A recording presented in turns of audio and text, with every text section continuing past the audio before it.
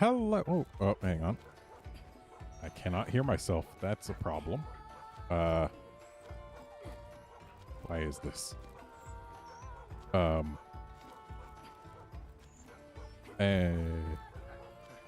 Hello?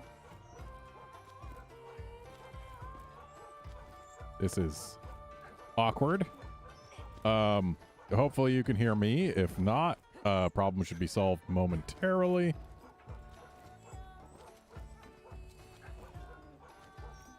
And there we go. Now I can hear myself. Excellent. So it turns out that if I start my computer when I don't have my audio interface plugged in, which for some reason requires its own power, can't take it from USB, then everything gets borked. And I often forget to do that. But yes, hello! Welcome back to Monster Hunter Rise. Today, we are going to the flooded forest to mop up many, many monsters. Also, I need to pet my dog. Excuse me, game. I wanted to pet the dog, not open the box. Game. Dog? Yes.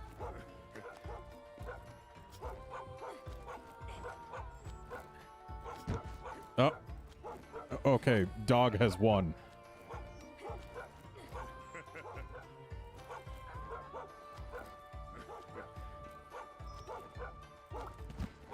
Whoa.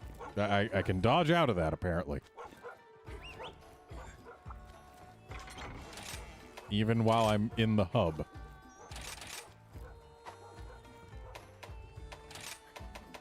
Alright, so we're not going to need deodorant here. So that much is nice. Yeah, Max, you can get up now.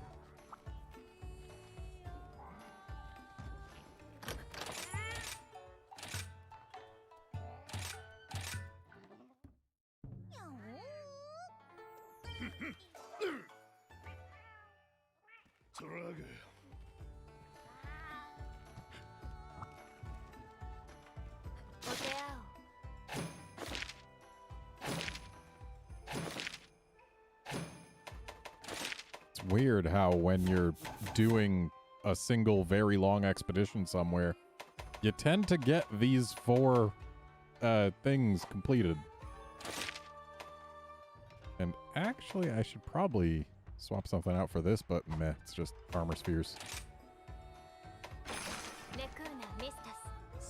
Okay, we've got a Bishaten. At least that's something that I don't believe we saw at all when we were doing Shrine Ruins.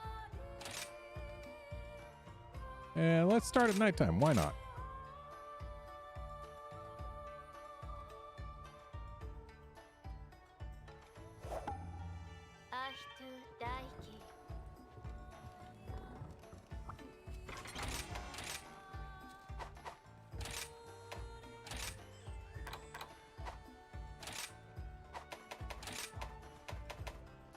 I know Sonics work on Juratotus when it's fully submerged, but it has to not be raging and it has to fully submerge, so I'm going to go ahead and just toss those. I actually don't even touch the rations, so let's toss those. And I also haven't ever gone past just herbal meds, so yeah. There, now we've got a whole row for parts and stuff. Yeah, Wolfkinson, I don't think I've seen an Anja in the flooded forest before either.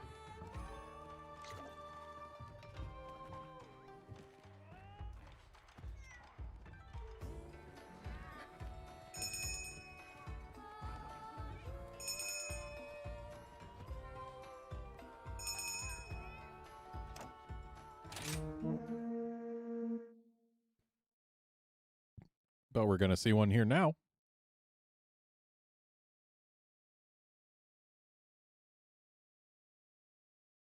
So, as before, what we are doing is we are hunting everything, with priority being given to things that we haven't hunted before, followed by things that were here earlier.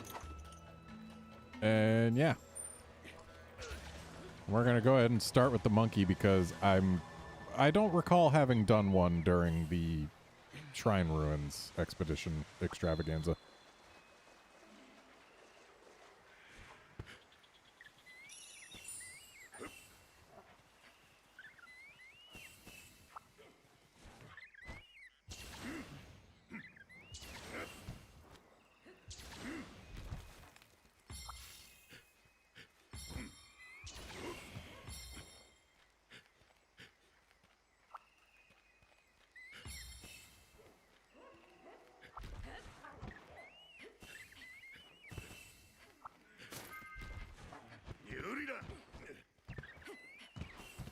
And of course, as with the last few expeditions, starting off by gathering birds, because they stick with us for the entire expedition, so yeah, this is gonna benefit us for the next 3 hours.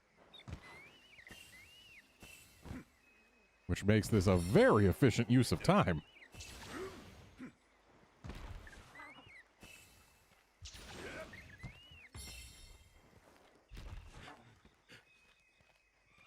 I don't think I've ever gone inside here before.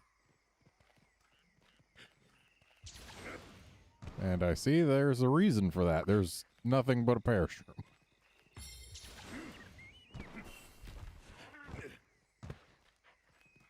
Isn't there some useful endemic life I can grab that's like right here? Maybe it's on top of this. It sure is. Hello. I can also grab myself some Moxie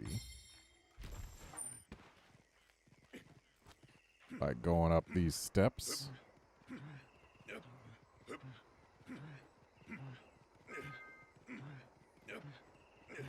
Poor small monster.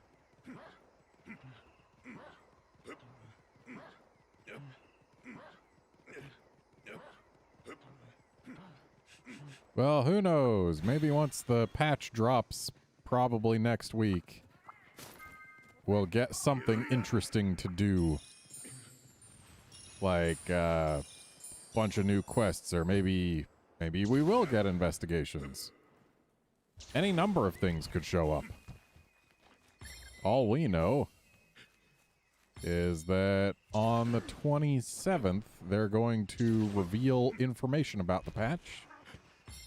And unless they're delaying it, which I doubt considering they already have told us the patch file size, I'm guessing that it's gonna be, hey, look, this is all the stuff that's in this patch coming later today.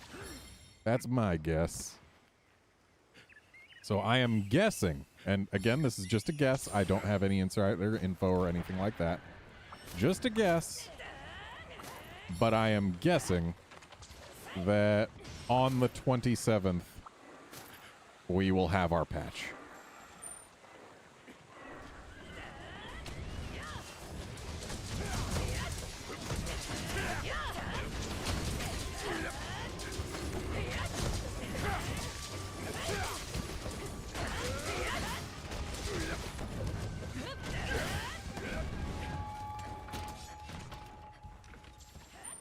Did the monkey seriously just vanish while I was in midair there?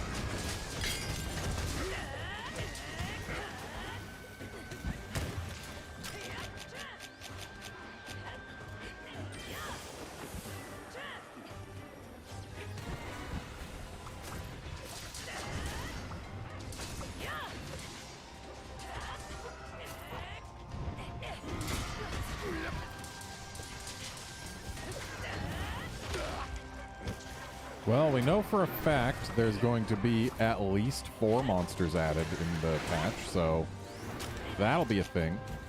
We're getting HR unlocks and new systems that work off of that. So, like, basically, also, it's worth pointing out, the game, Monster Hunter Rise itself, is... Wow. Nicely timed break there. The game itself, Monster Hunter Rise, like, as it is right now, is 7.1 gigabytes, which is minuscule. RE Engine is some kind of dark wizardry, but 7.1 gigabytes. The patch we're getting is 0.9 gigabytes. That is almost a sixth the size of the game. Or, well, a seventh. Almost a seventh. Almost a sixth would be if it was 6. But still, that is huge for a patch. Clearly they have to be adding a lot.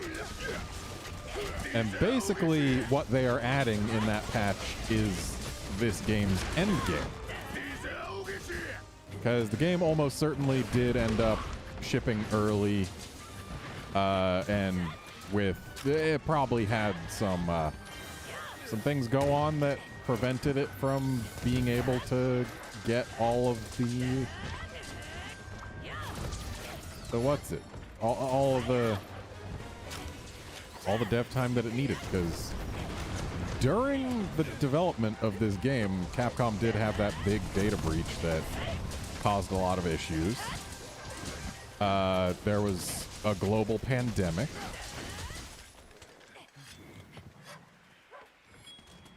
There was a lot that went into making it so that they couldn't release this game on time in a fully complete form. That said, what we do have, I still think has been fantastic for the time that we've had it. I'm definitely looking forward to having more to do in the game. But, yeah. It's one of those, like, hey, they're adding a bunch, including the actual endgame. The endgame for Rise isn't necessarily just going to be, okay, go get decos now. So, who knows? They've definitely got a lot to add, though, for it to be as huge of an update as it is. And I mean, they specifically state that they're adding Chameleos, Apex Rathalos, and, quote, several additional monsters. I like the sound of several. Okay, let's go for Anja. I like Anja.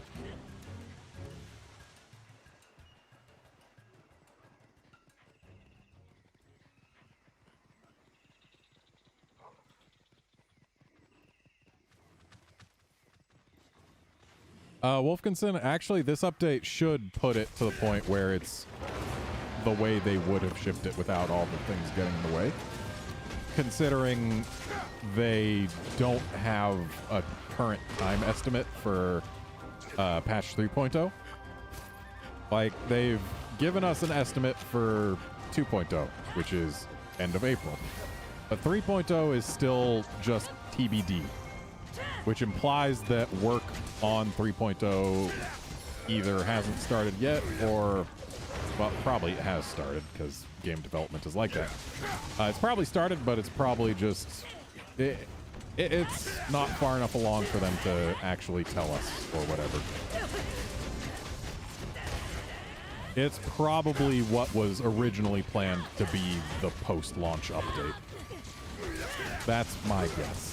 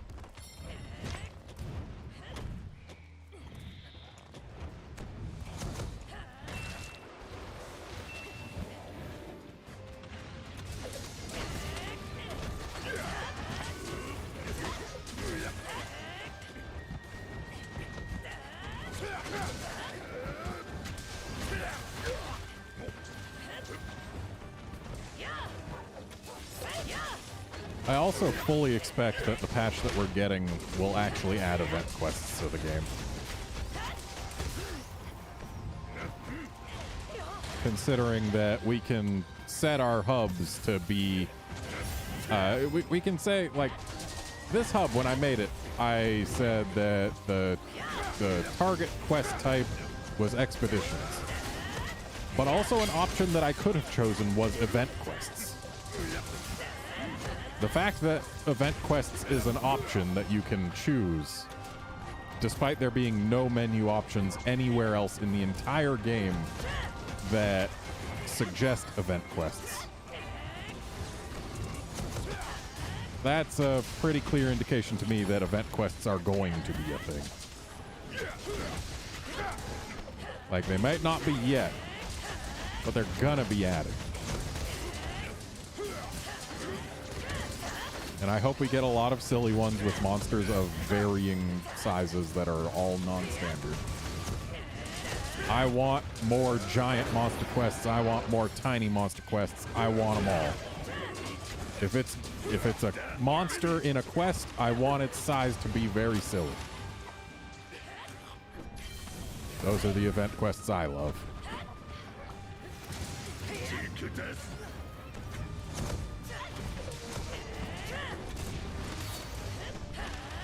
Yeah, based on prior releases, if we're going to get an expansion for Rise, I would expect it around holiday 2022. Maybe summer 2022 if they go quick, but certainly not early 2022. That much is for sure. Especially because they need time for the PC release to get out there and actually get people playing it.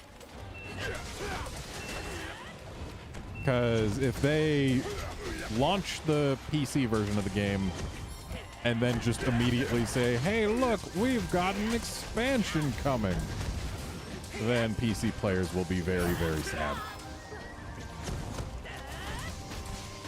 Like, I expect the earliest we will hear about an expansion is like a month or two after PC launches, which is early 2022. And after they tell us about the expansion, I would expect minimum 6 months before it comes out.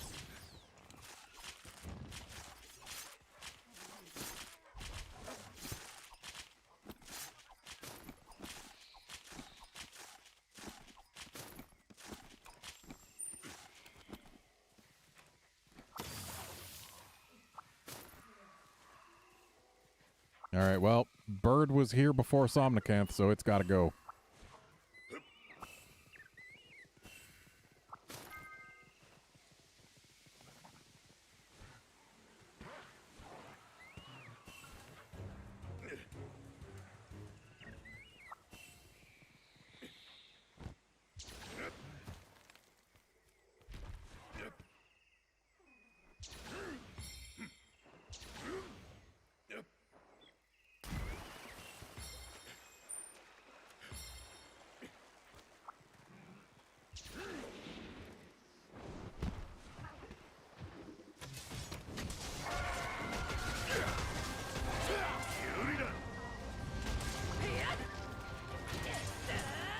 I break for carvable bugs.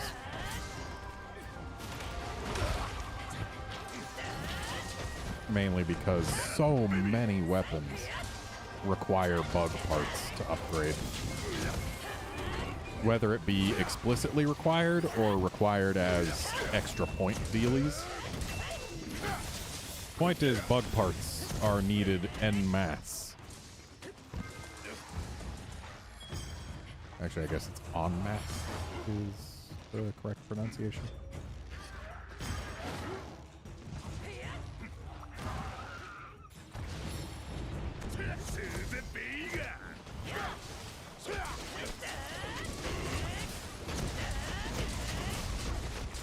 Yeah, Rise is selling incredibly well. I will be honestly stunned if it doesn't get an expansion. Especially since it's being worked on by a separate team than did World. Like, here's the thing. Capcom almost certainly has Monster Hunter 6 in the works right now. Like, it's all but guaranteed. World was too successful. Rise is too successful. They are definitely working on Monster Hunter 6 right this moment, with probably having the same team that made World do it. But, like, Monster Hunter World was in development for 5 years. They started development on it, I think it was just after 4U came out. Or maybe it was just after 4 came out. Or maybe it was even sooner. I don't rightly recall. All I know is it was in development for 5 years. It's probably going to take a similar amount of time for them to get Monster Hunter 6 up and running. So, yeah, they are definitely working on it right now. They've probably been working on it since the day Rise came out, or not Rise, the day World came out, really. So I would expect that they probably want another 2, maybe 3 years before Monster Hunter 6 comes out, and they're not going to let Monster Hunter go without releases at all for more than a year. Simply because Monster Hunter is their cash cow franchise.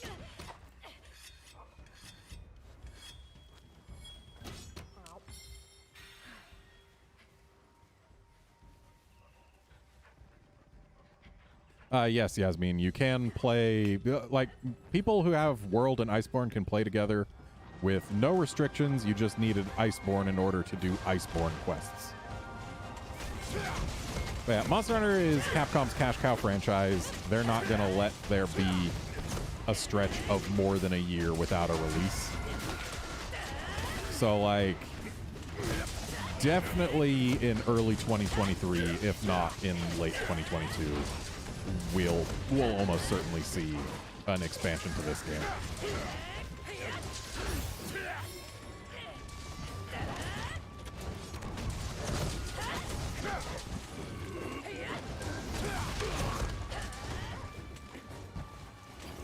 And then, like, after the expansion comes out, they'll probably have additional support for it, new content patches, etc. for 6 months to a year, I would guess. And then after that point, or like by the time the content is done, they'll almost certainly have announced Monster Hunter 6. That is what I am foreseeing.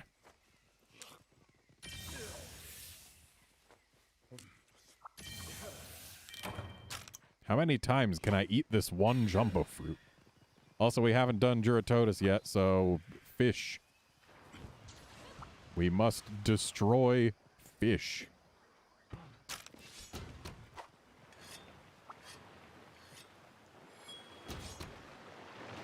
This seems like a big fish.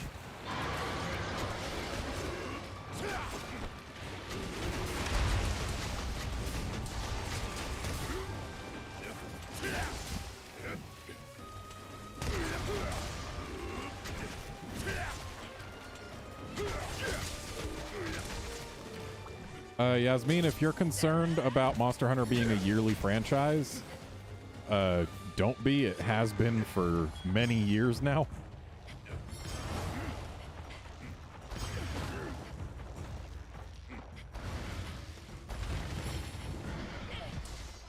There's never been a gap larger than 1 year.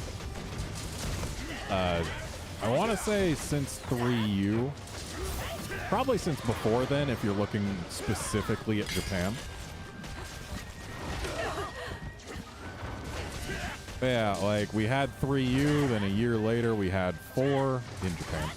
And then a year later we had 4U, and then a year after that we had Cross, and then a year after that we had Double Cross, and a year after that we had World, and a year after that we had Iceborne, and a year after that we had Rise. A year after that we've probably got Riseborn. And then probably less than 2 years after that we get Monster Hunter 6. Just a guess.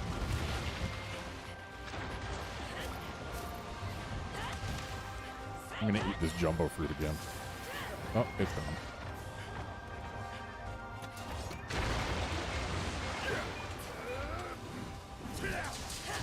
Yeah, Portable Third is when they started having multiple teams working on their Monster Hunter games. And that's why they can do the yearly release thing, is they've got 2 different teams working on them. There's the portable team and there's the console team. And yeah, this game was handled by the portable team. And honestly, the portable team does fantastic work. Like, Portable Third, I love it. Generations Ultimate, I love it. Rise, I love it. Incidentally, all of those games shared a director.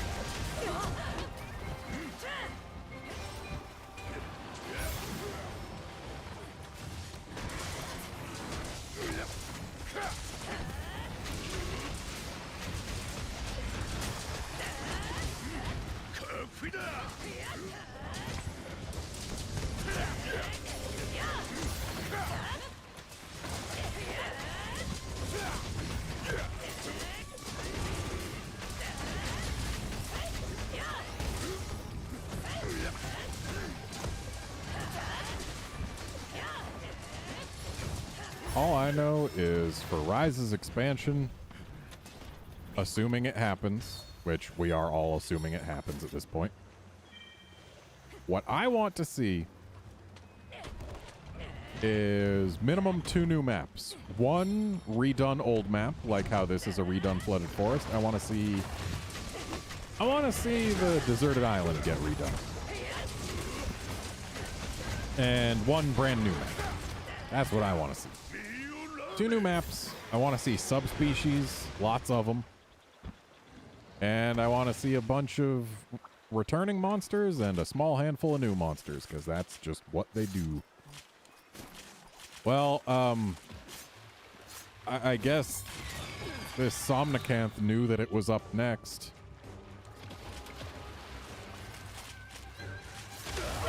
Really? You're just gonna blast us for carving?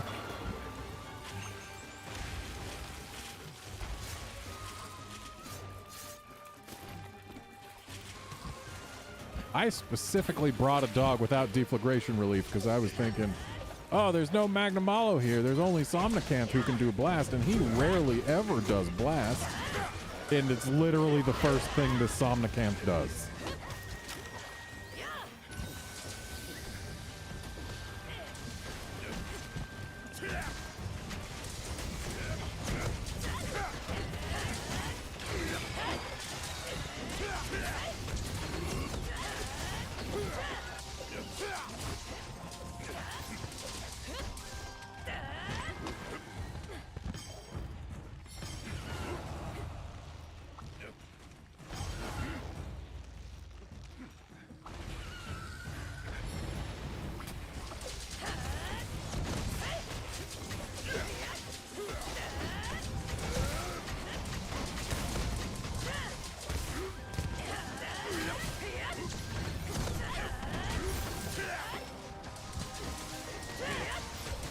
On the subject of C-Deus coming back, I have high hopes that the presence of third-gen maps in this game is Capcom testing the waters, so to speak, of people's affection for Gen 3.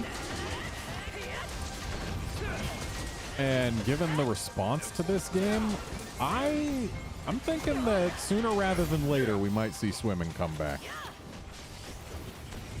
I'm thinking 6th gen we see swimming come back either in the main release or the portable release.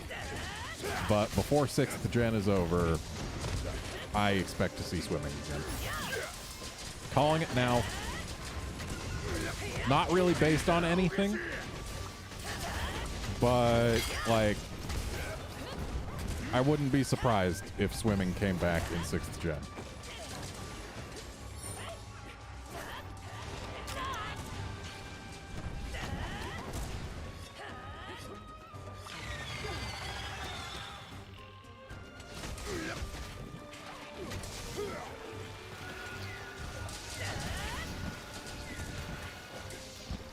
Especially considering in 6th gen, at least for the console release, they'll know for a fact that people are using a system with 2 analogs. Actually, I suppose that's true for the handheld release as well if the handheld is Switch.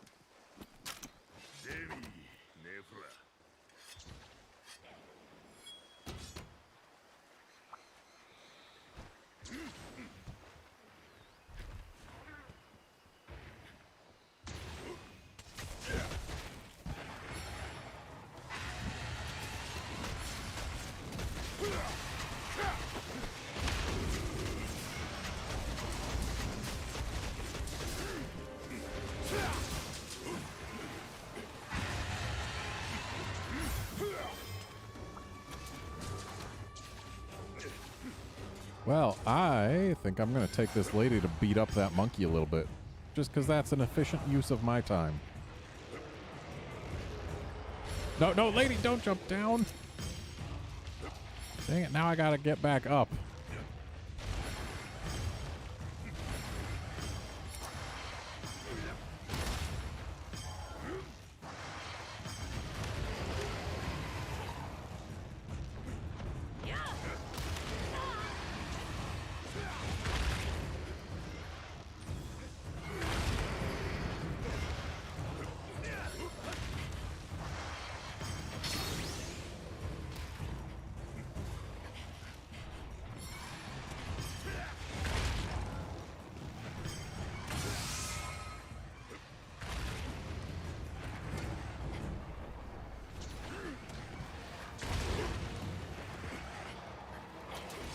This seems like a big monkey. This seems like a really big monkey.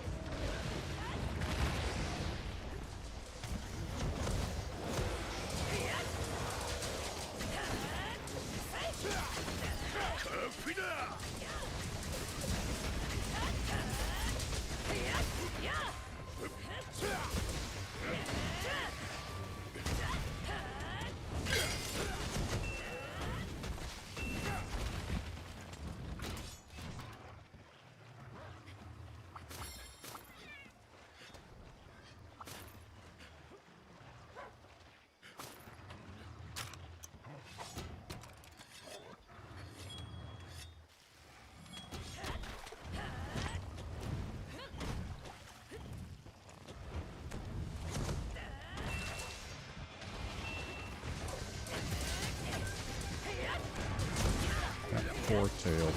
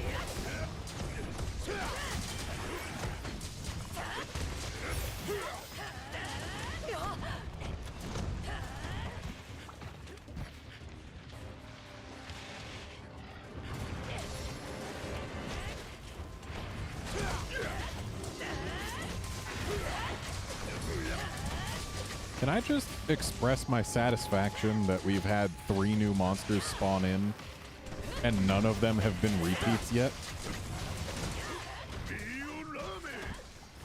It's a darn sight better than what we had going on yesterday.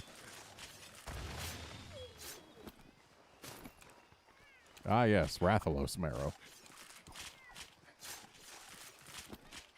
Maybe in the patch they'll be adding the texture to Rathian's tail stump.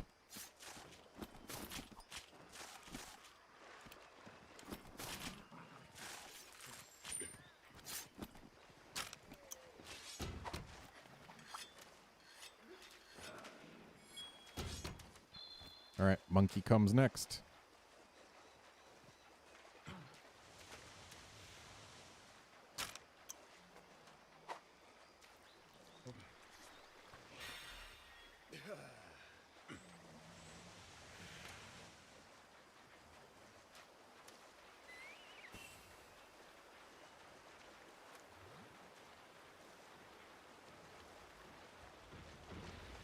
For reals though, this is a big monkey.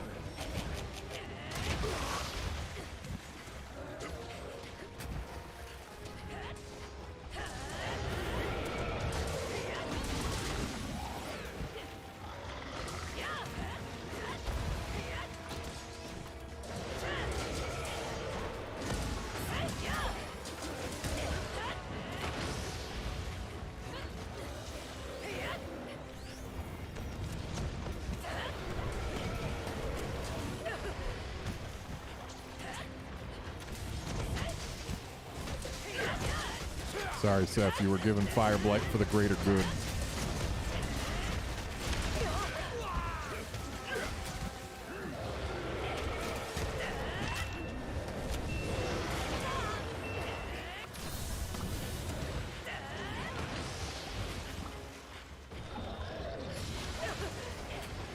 Of course. Well, so much for the Paratoad.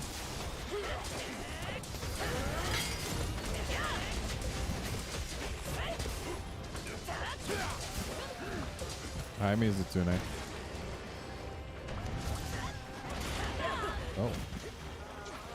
Oh. Wasn't aware that we were already so low on stuff. No, I want to keep my potions. Rations can go. I've got steaks.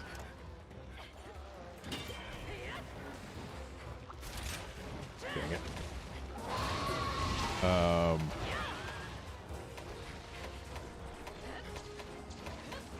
honey can go. Wait, no. Yeah, honey. There we go.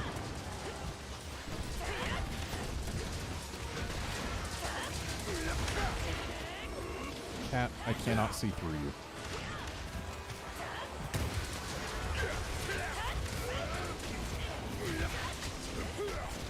Cat sitting on me, getting all up in my face. It's adorable. She's soft and cute. But it does not help when I'm trying to fight a monkey.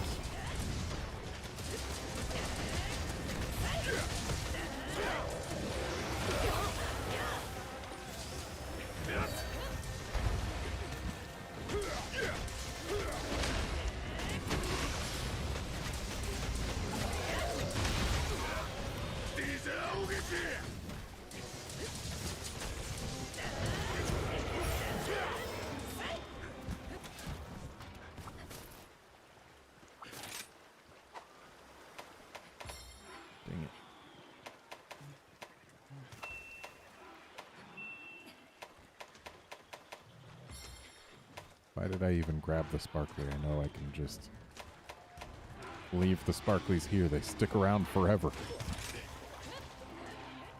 Oh, I don't need the bubble thing.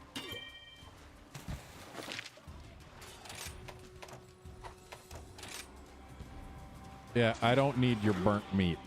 I don't have space for it anyway.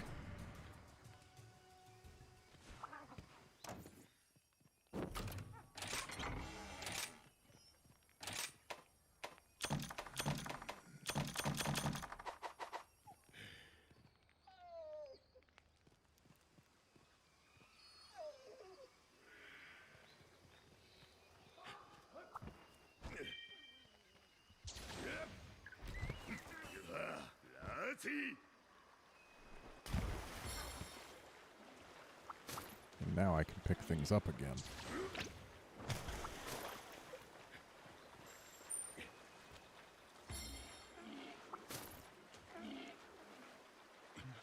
I could have picked those things up before.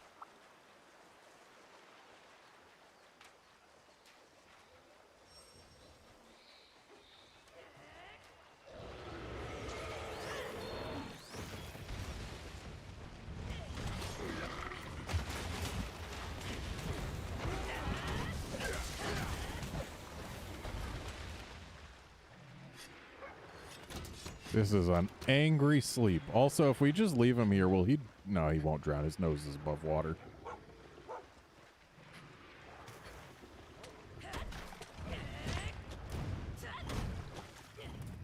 Wow, that sword is hitting... Well, A, the sword is big, and B, it's hitting the water very quickly. And yet it still only makes a very small splash sound. Kind of disappointing.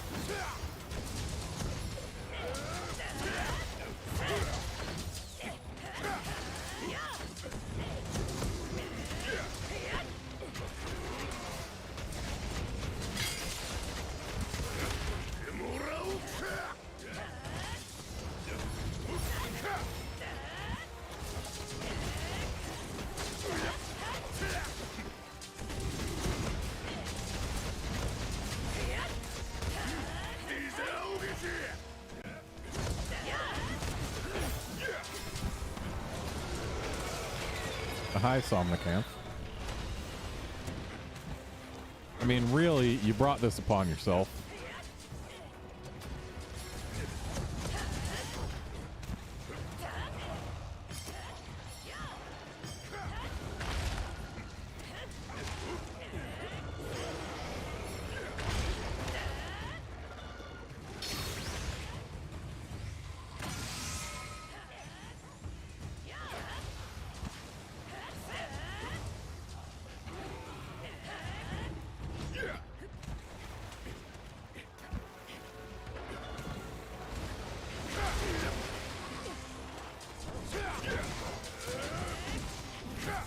Goodbye, monkey.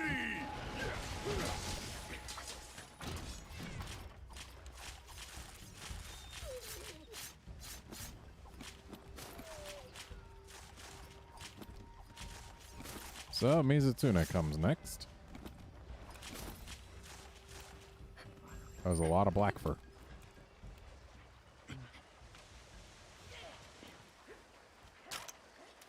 Right, I got rid of my rations.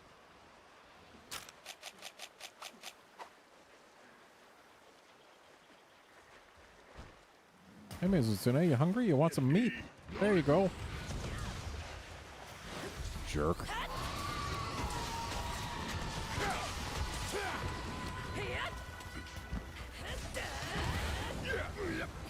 Gave you a present and you dodged away from it.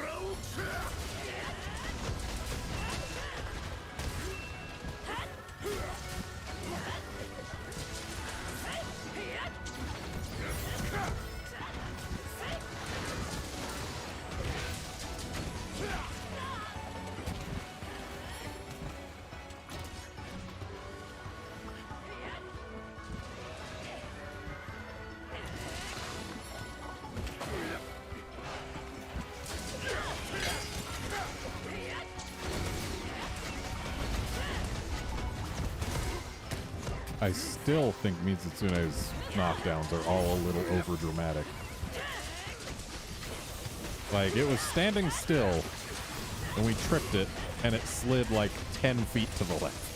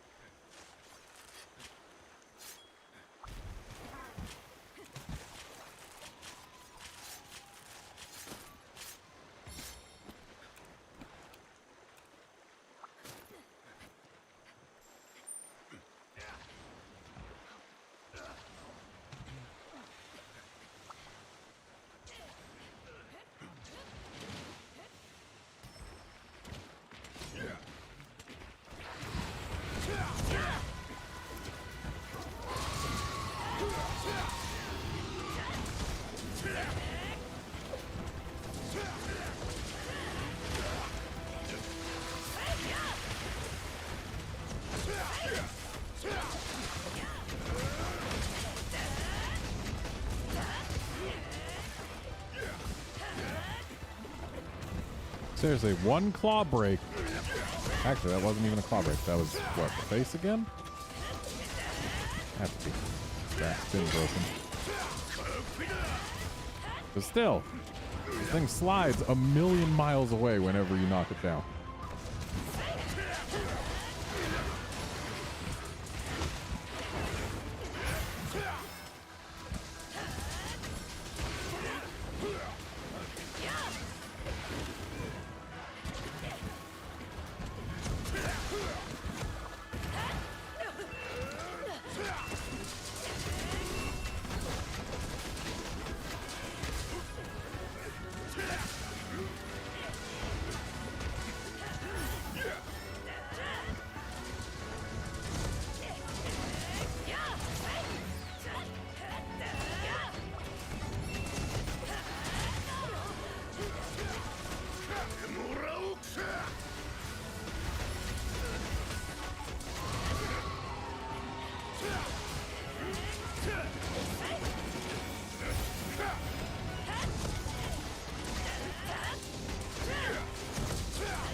another Bisha. Hello, Somnicamp. This thing sure does have a habit of just showing up while we're fighting other things.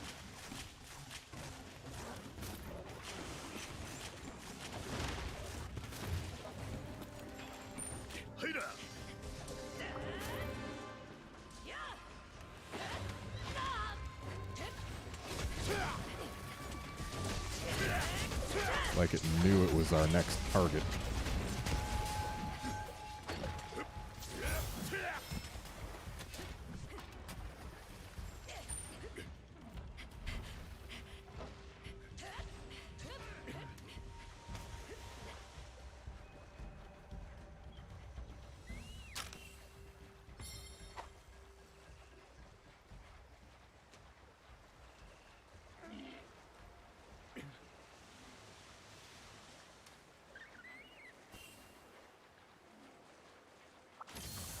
Wait, it's up there?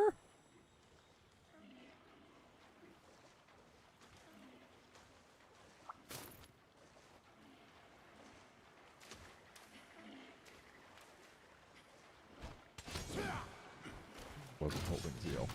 Also, I think I would need a third wire bug to even get up there anyway.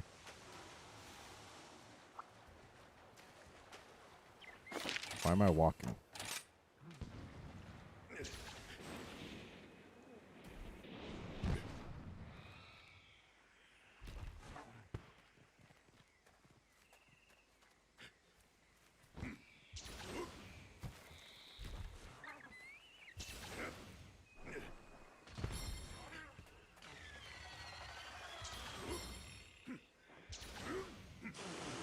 Somnicamp, the heck are you doing up here? I wasn't aware that you could be here by yourself. Like, I knew you could follow things here if needed. You could be mounted and ridden here. I didn't know that you would just take yourself here. Kind of expected Somnicamp to always stay somewhere with some standing water. But I guess it has no such limitation.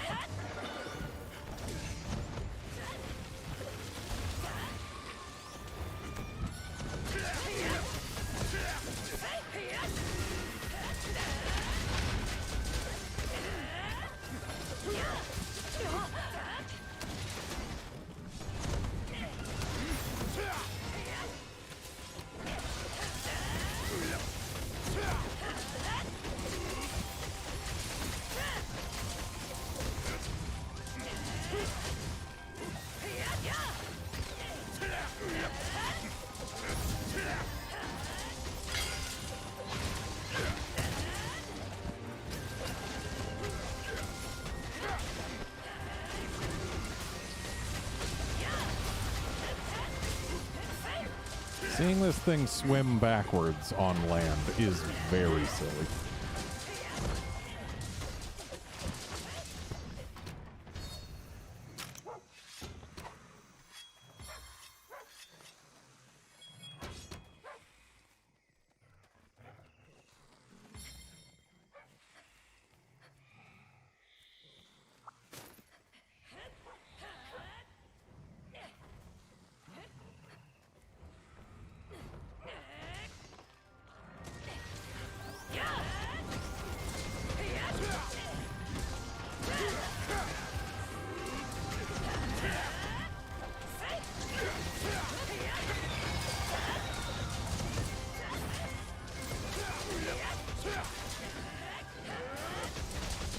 I love zero summoning the air above its arm.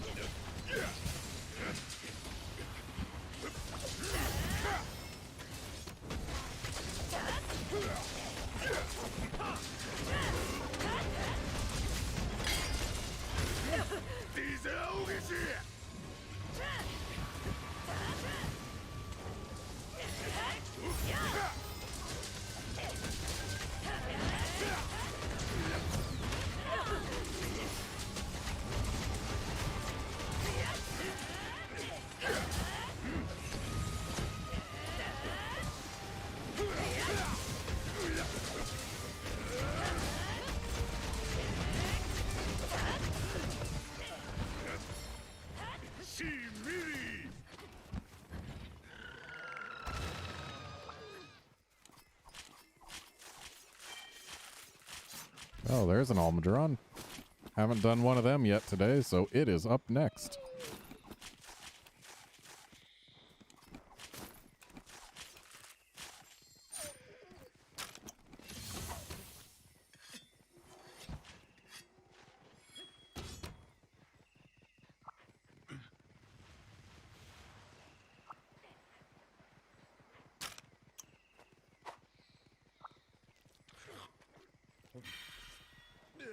Oh, right, these.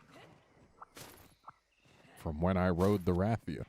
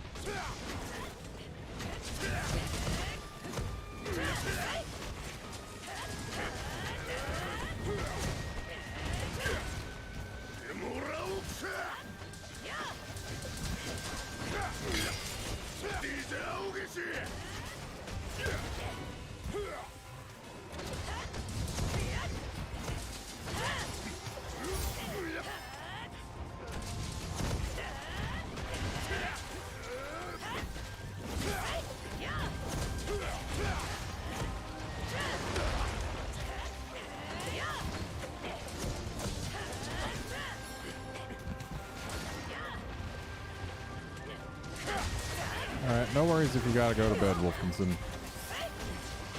All I can do is thank you for having joined this far.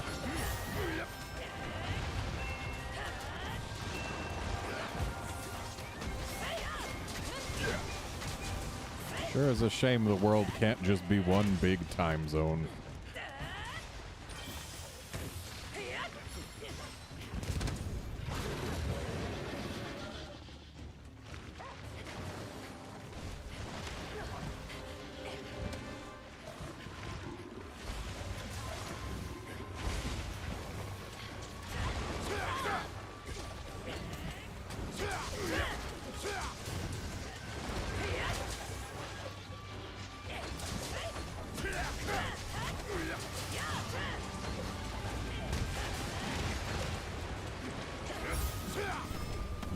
Oh, and the sharp-eyed among you might have noticed I can just walk right through this mud. And apparently it doesn't burn either. Interesting. But yeah, I gemmed in 2 points of muck res, knowing that there were 2 mud monsters that could spawn in this locale.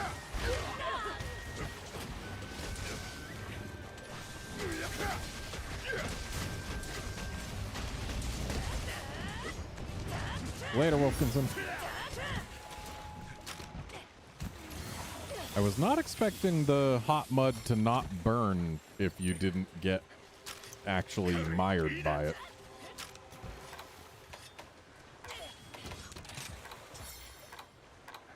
Here's what I got going on. I dropped 3 points of agitator for 2 points of crit boost and 2 points of muck res.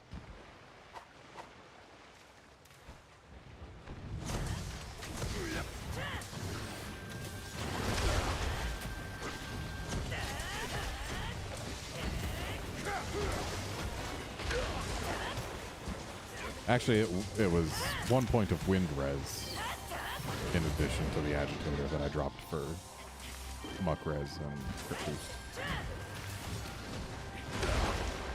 'Cause I figured 1 point to wind res isn't that much. Also, wow, they like giving us some mechanics.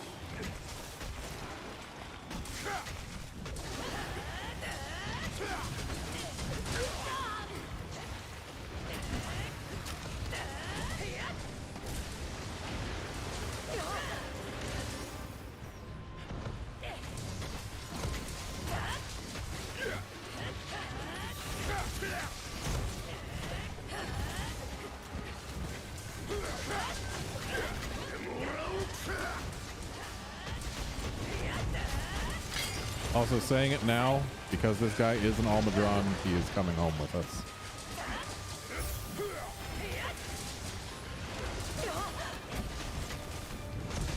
I personally do not need the orbs, but there might be people out there who do, and who am I to deny them their chance?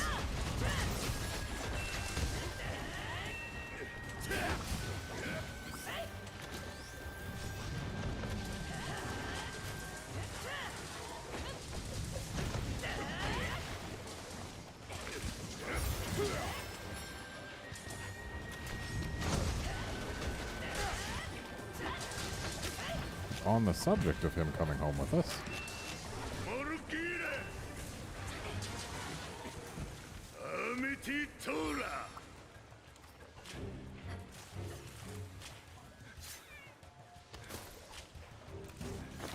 now let's go get that monkey.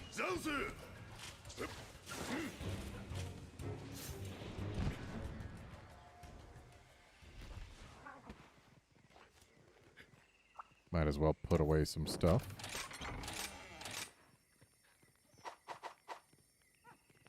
Get the free health refill.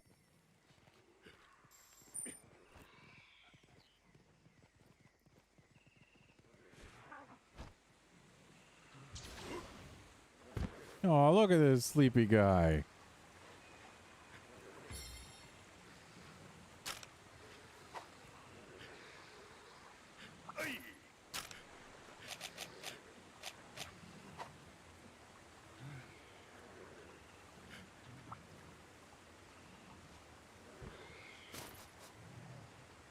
You're up, guard.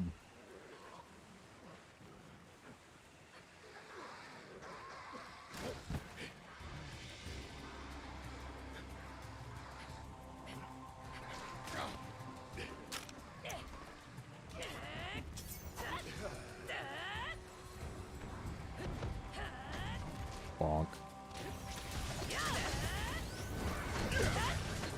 I wish I could see the number.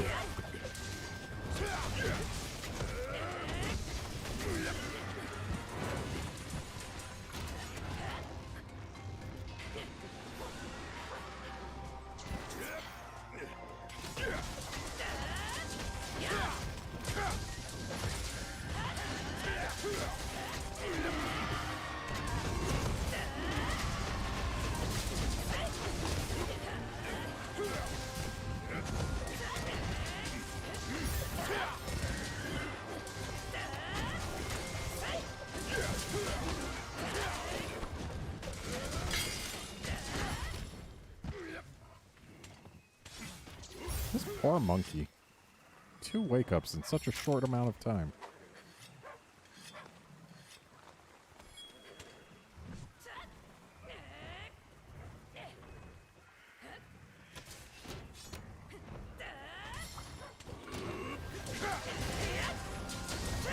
It was not as close as I thought it was.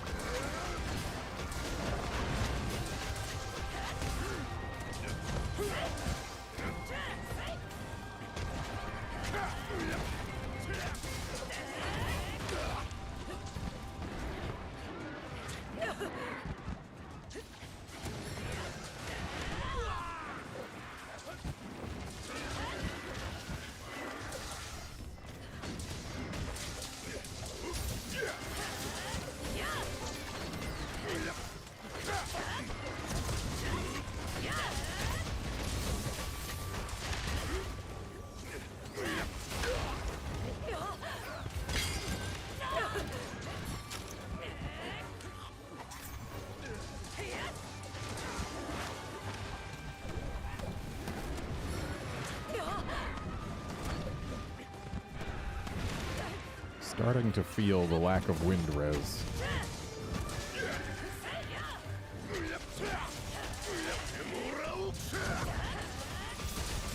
Buddy, I see your flash root, and I don't care. I'm stun immune.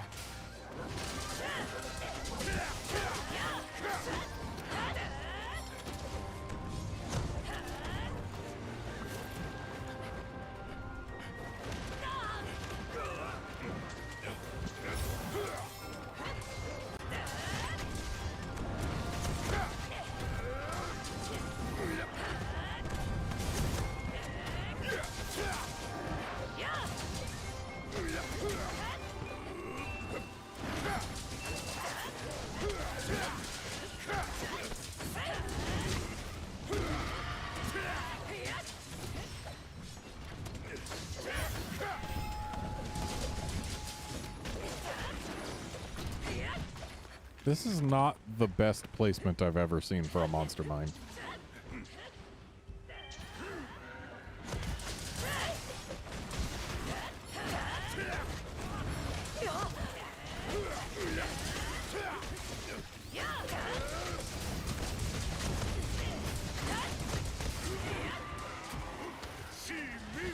Alright. Somnicanth comes next. Much as I wish it didn't. Feel like they need to give us a break with these Somnicanths. Ooh, Beast Gem.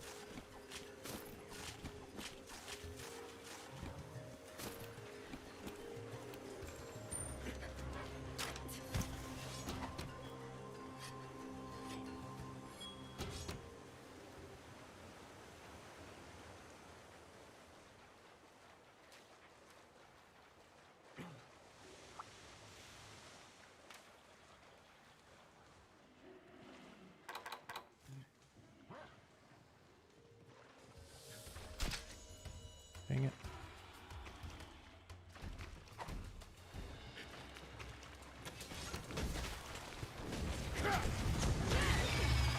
I like taking pictures of monsters doing their preening and other generic idle animations.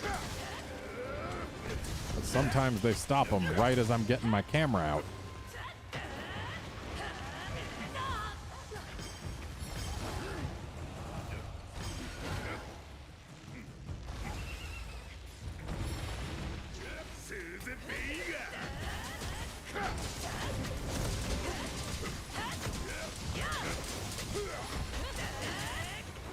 Seth, how dare you not listen to the dulcet tones of my voice? How dare you be considerate instead of wearing headphones? Well, I mean, be considerate by muting instead of wearing headphones.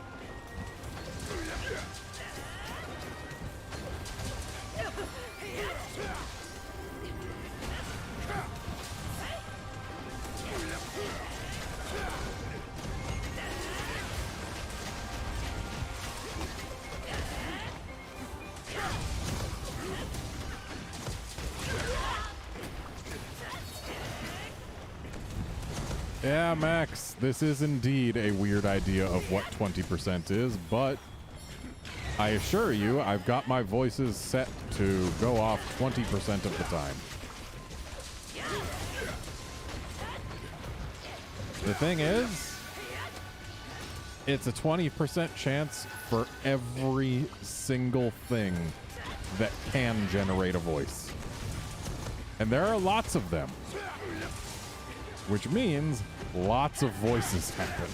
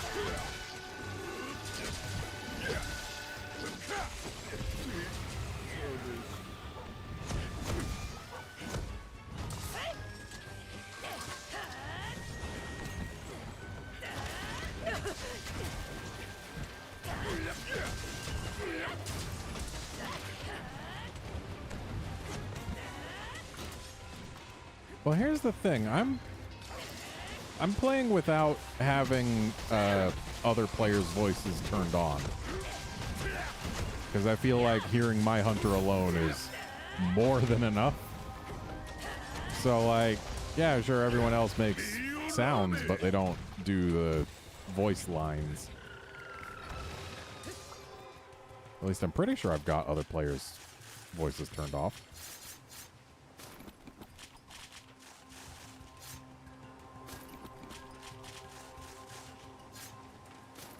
Well, Anja comes next.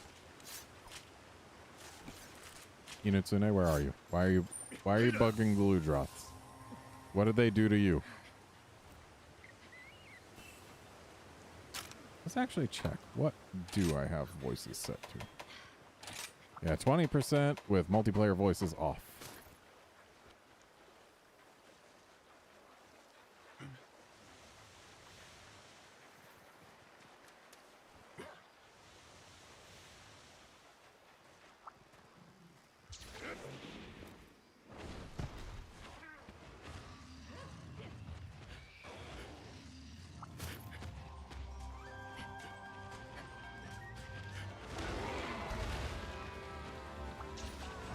Why do we keep getting big monkeys?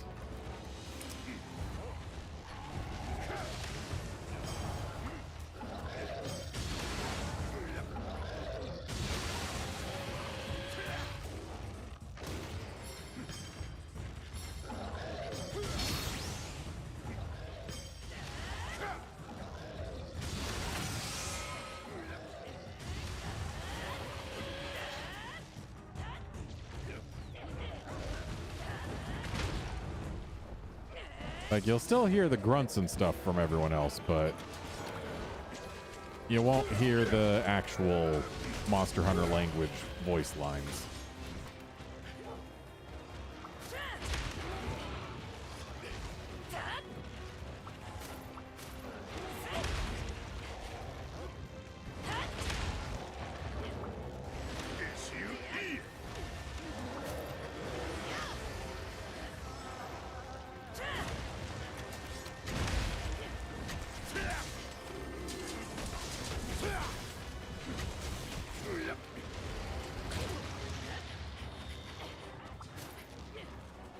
Yeah, Godzilla vs. Kong was an Iceborne. Everyone knows that.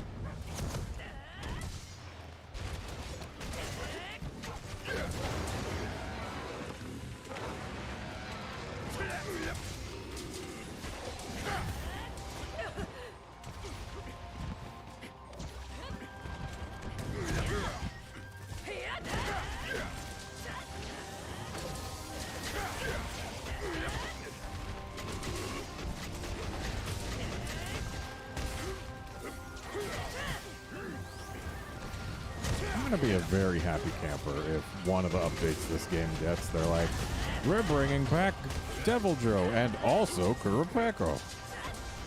I would be pleased. I want Peko back. I feel like they need to stop bringing back Joe unless they also bring back Peko. Peko needs him some Joe. That much is for sure. Kurapeko is the president of the Devil Joe fan club.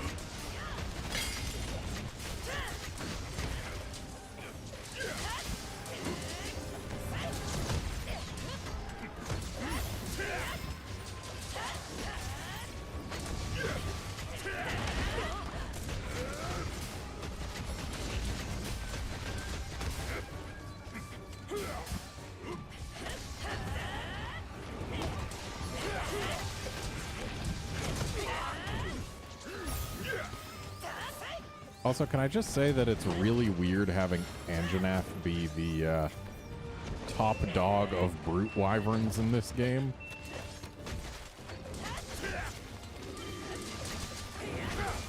Oh, Toby's new. We had plenty of Tobys in the Shrine Ruins, but this is our first one here.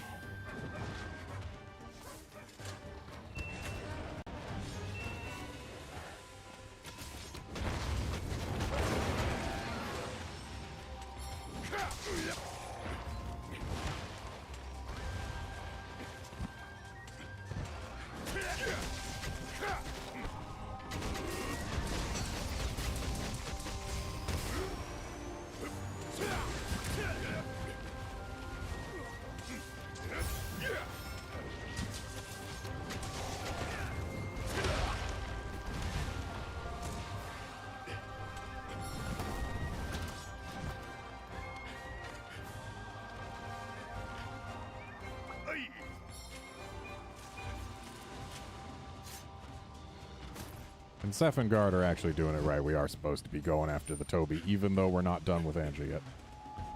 Also, apparently Anja's done with us for now.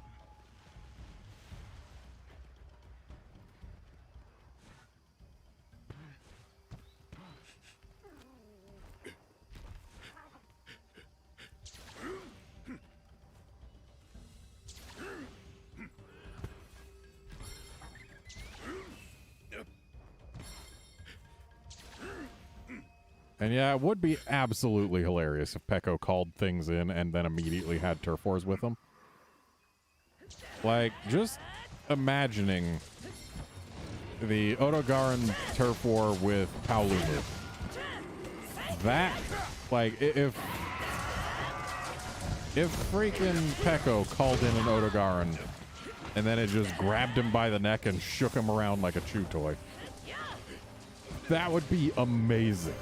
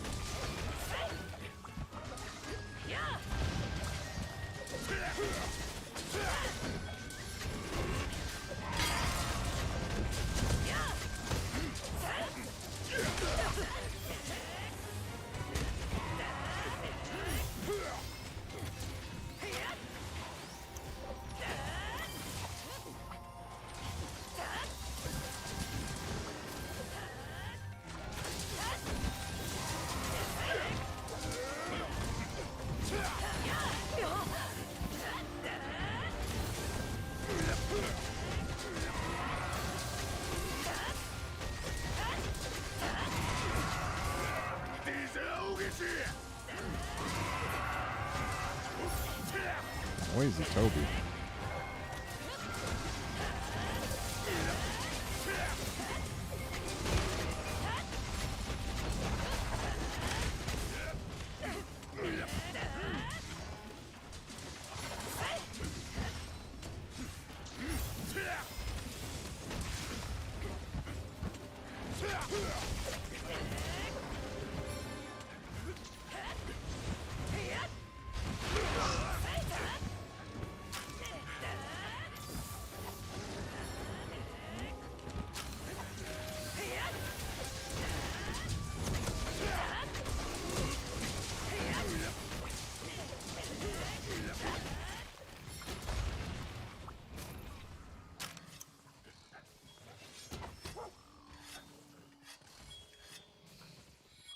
Inatsune?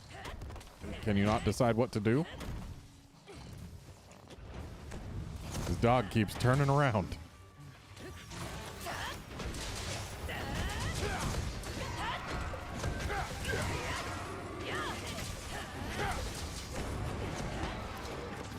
Hi, Andrew.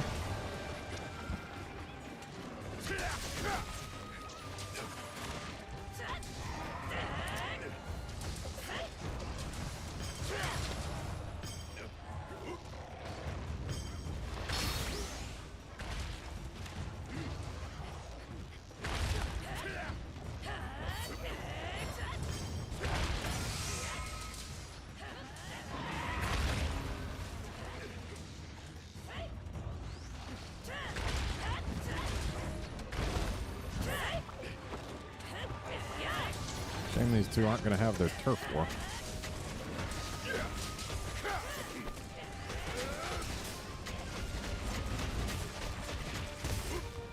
Wow, Andrew is going far.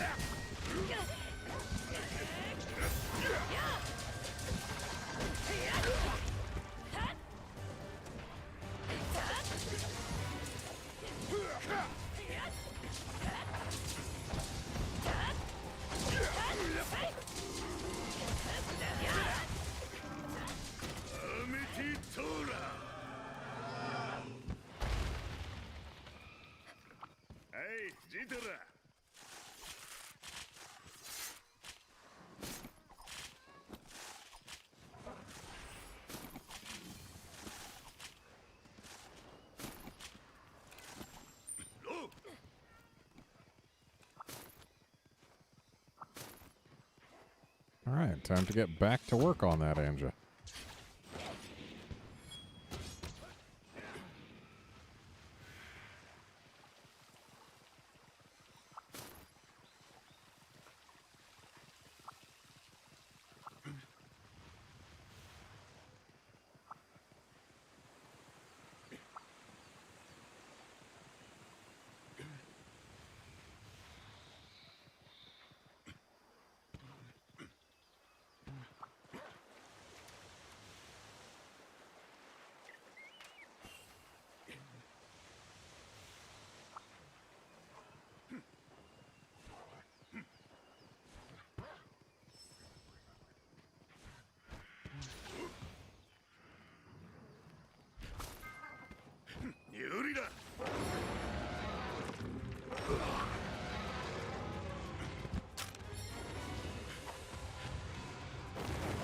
Someone doesn't like bullfangos.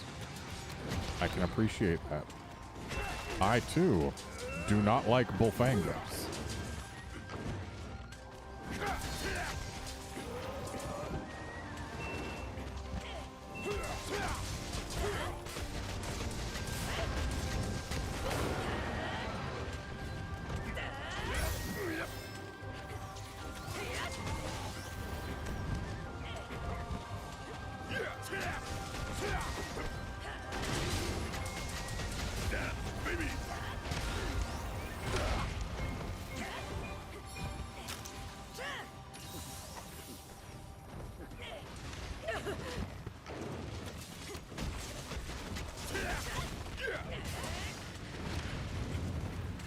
Thanks for missing, buddy.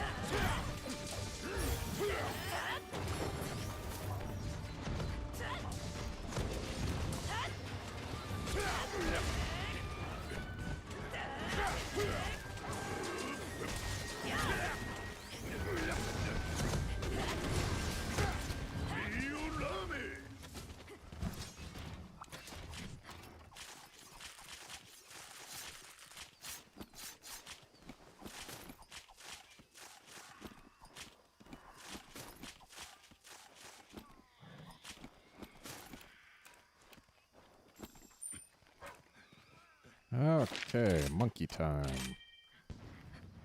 Oh. Later guard.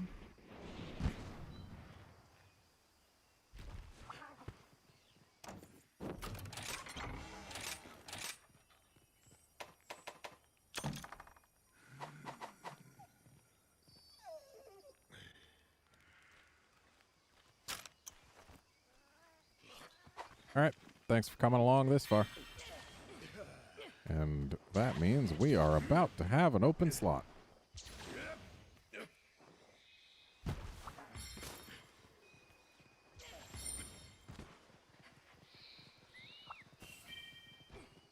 And there it is. Slot open for whoever wants to join for far too many monsters in one expedition.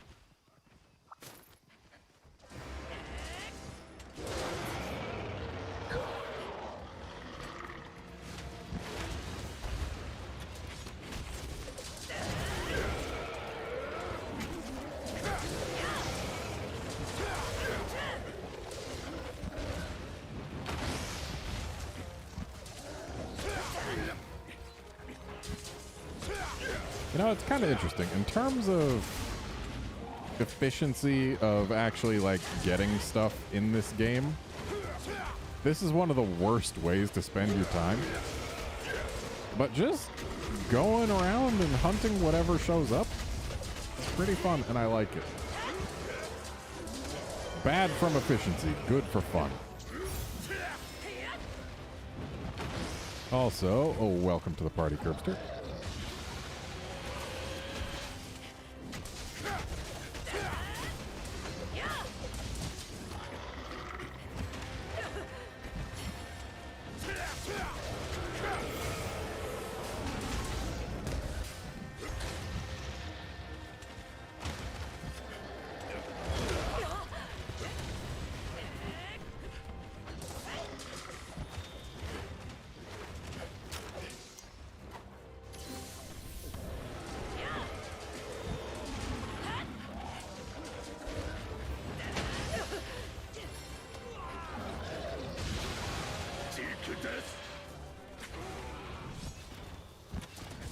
Also, at this point, I feel very confident in saying that putting monsters into the thumbnail absolutely does jinx them. Because, hot dang, we haven't had either a Narga or a Ludroth yet.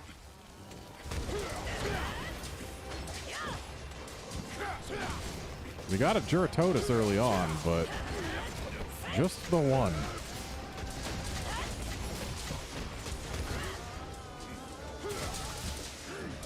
Curbster, there's no award for gathering spirit birds. It's spirit bugs. The little golden stamina increasing guys. Those guys. The birds, no award. Just bugs.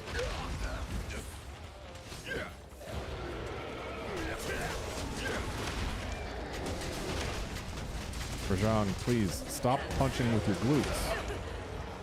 We've had this discussion how many times now? Whoa. That was dangerous.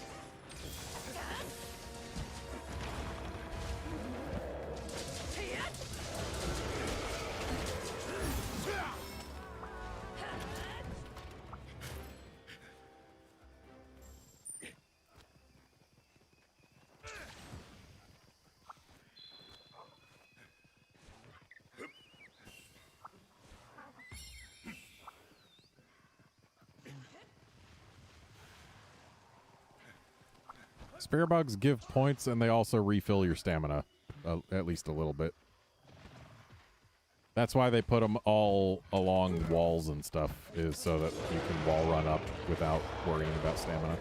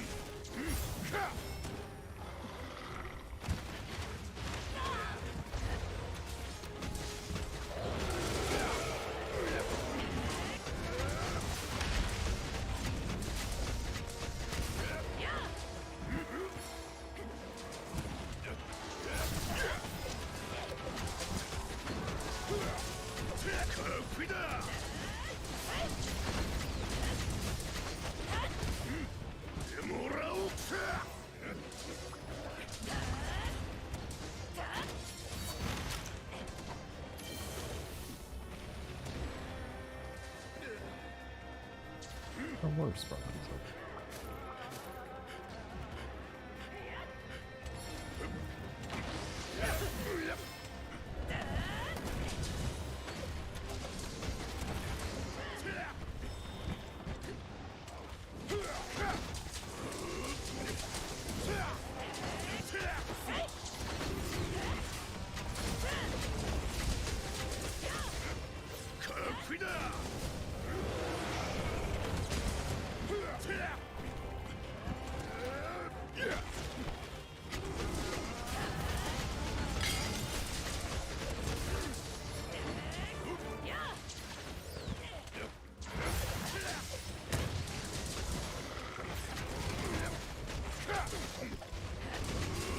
Alright, monkey's out of horns.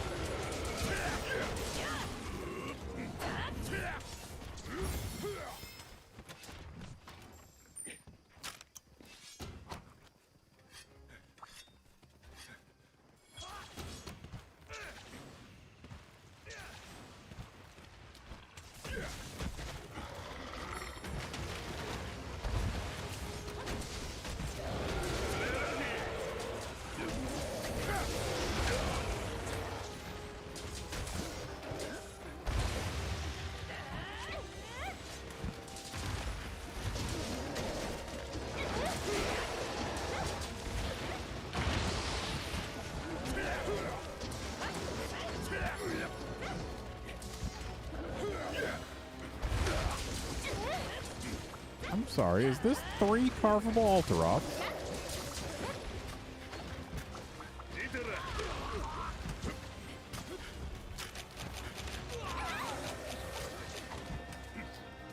Stay there, buddy. Oh, it's 4. I'm sorry.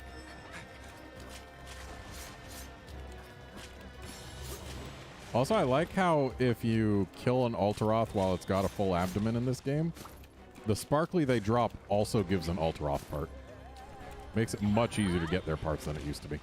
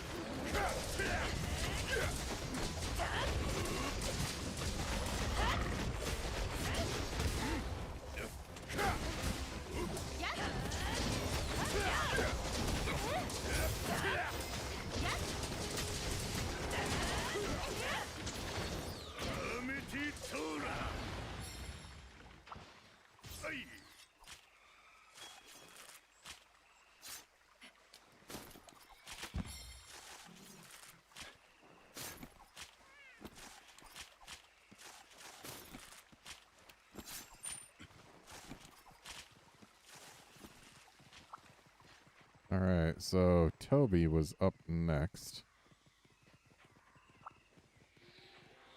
Yeah, check it out. My stamina gets refilled every time I touch one of those bugs.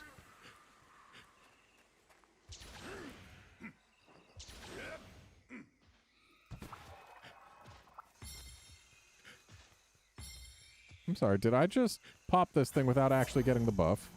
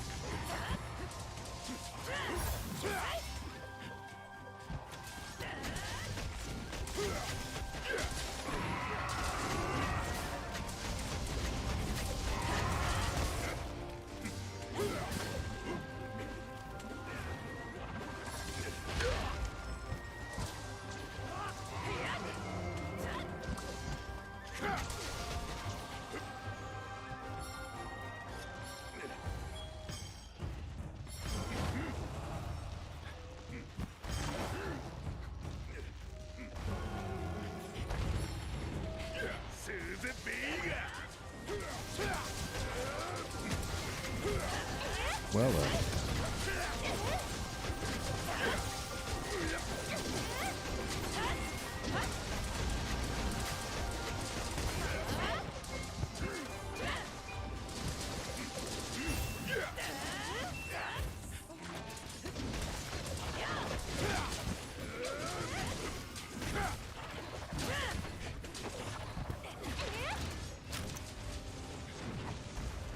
Obi.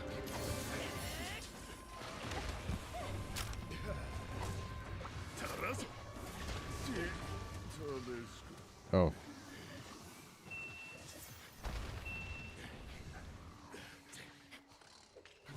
Thanks, Inutsume.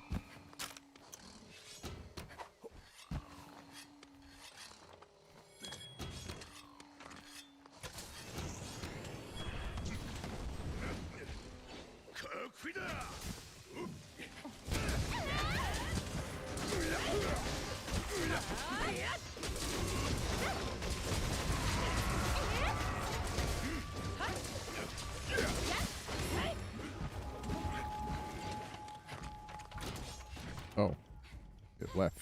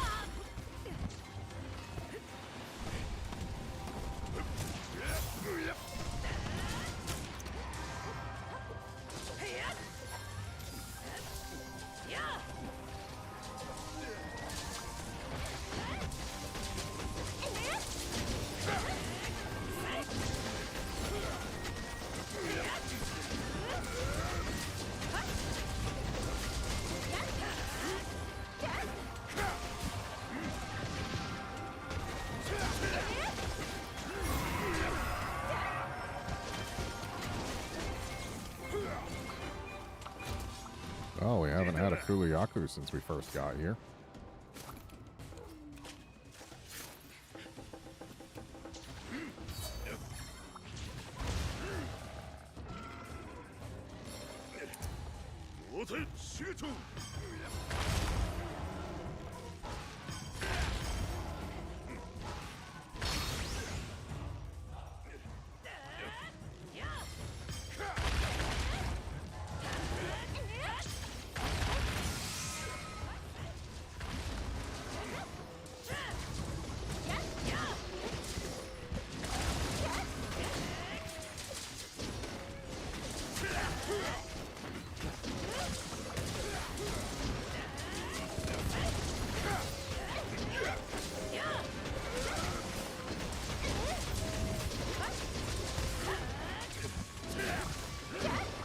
Monster silhouettes in the thumbnails would be an interesting thing to do, but it's also more effort, and at this point I've already got 4 of the thumbnails done without them.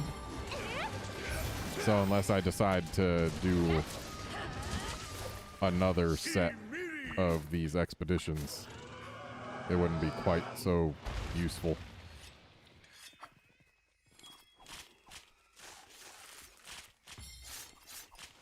And Bisha 10 is up next.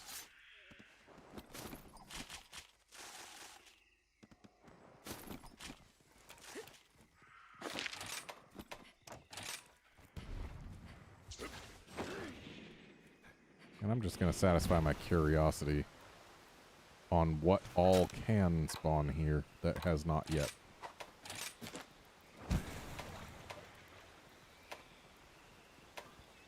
Roggy, Argyros, Ludroth,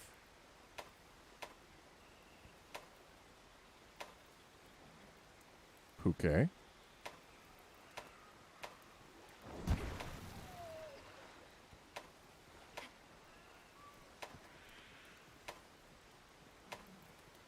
Narga,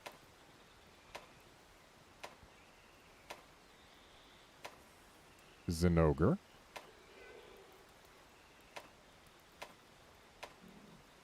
and that's it. But still, 6 monsters can spawn here that have not yet done so.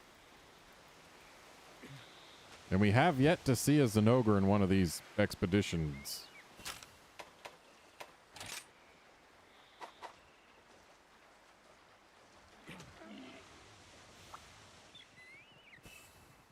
Oh, you want some meat? I got the meats.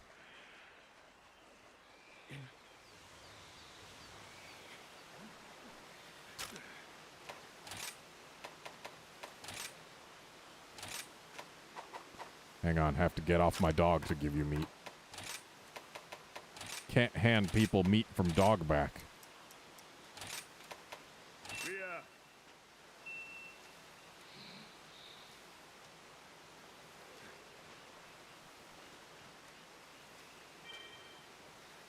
Yeah, Curbster, no Royal Ludroth yet.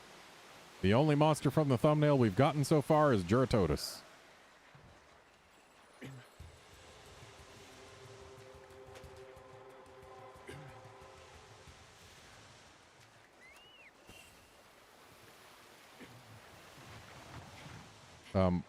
Bisha 10.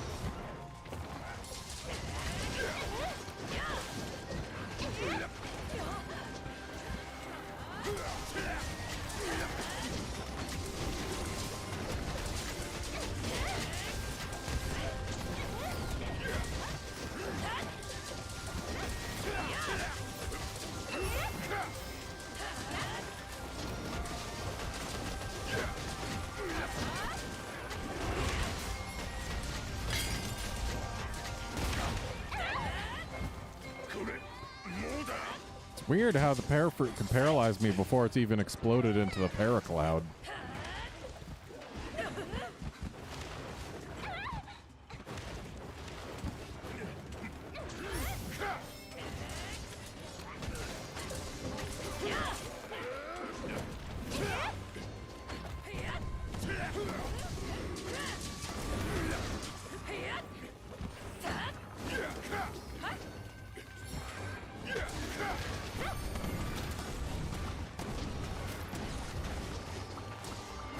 Congrats on your parafruit, Seth.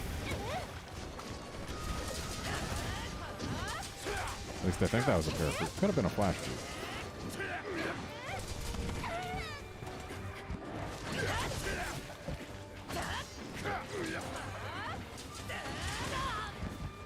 Hey, Pisces!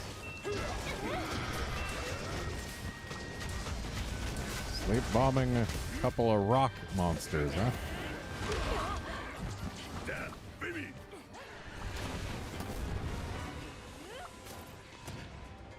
I guess Baroth isn't exactly a rock monster, but I mean, it's definitely at least ground type.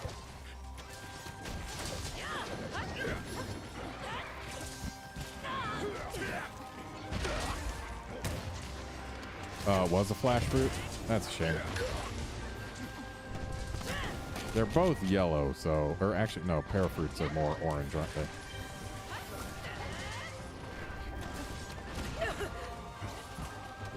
Or greenish.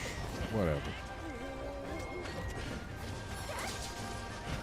Well, maybe someday a Bisha 10 will drop a parafruit for you. Someday.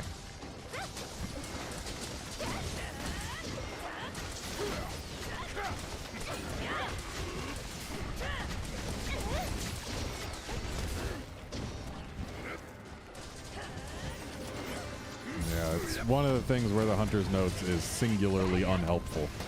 Because while, yes, it is a 100% chance to get a parafruit from a parafruit drop, a parafruit drop is absolutely not 100% of the fruit drops.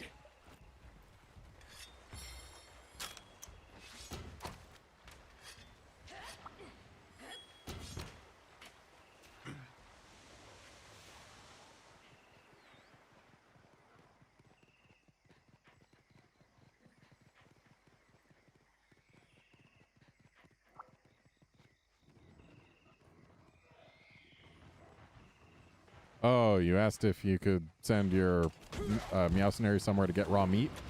I don't recall whether or not your Meowcenaries can go after Popos, but if they can, that would be the best source.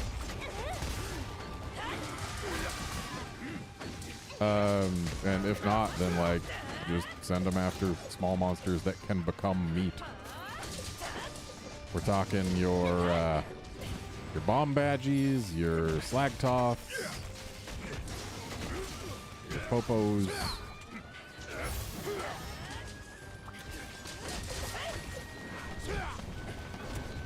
Yeah, unfortunately, there's not a whole lot of ways to get raw meat in this game. At least not as is. I imagine it'll become easier to get our hands on raw meat after some updates. Because that's just a thing Capcom likes to do. As is, like, what I did for my raw meat was I went on an expedition and just killed a bunch of popos.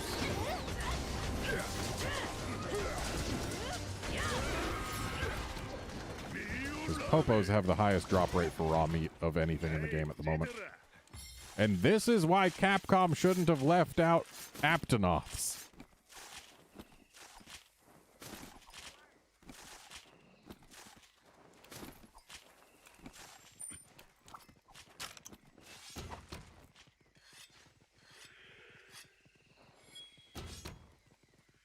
All right, well, bird dies next.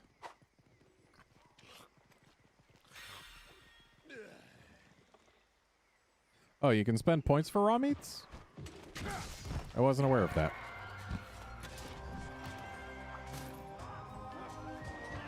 I knew that we could spend points for the tinged and drugged meats.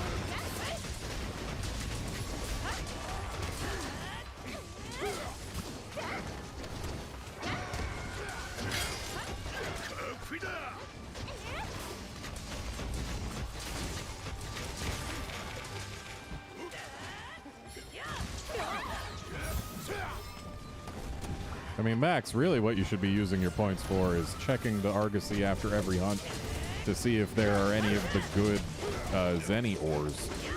That's the best way to spend your points, is getting Zenny. But yeah, getting raw meat with your points is also a very good option. At least until you get the Chivo.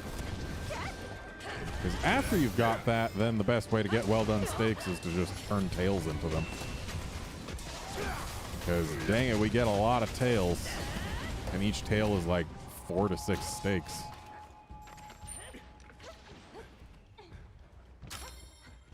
And you get dongo tickets for doing it. It's win, win, win, win.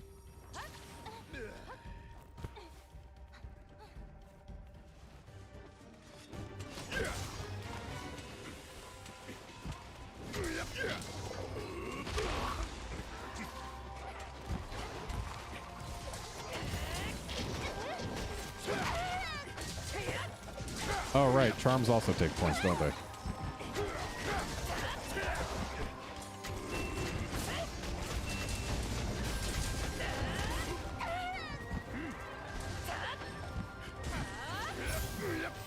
Max, a tail is that thing that if you played with me more often, you would have way too many of.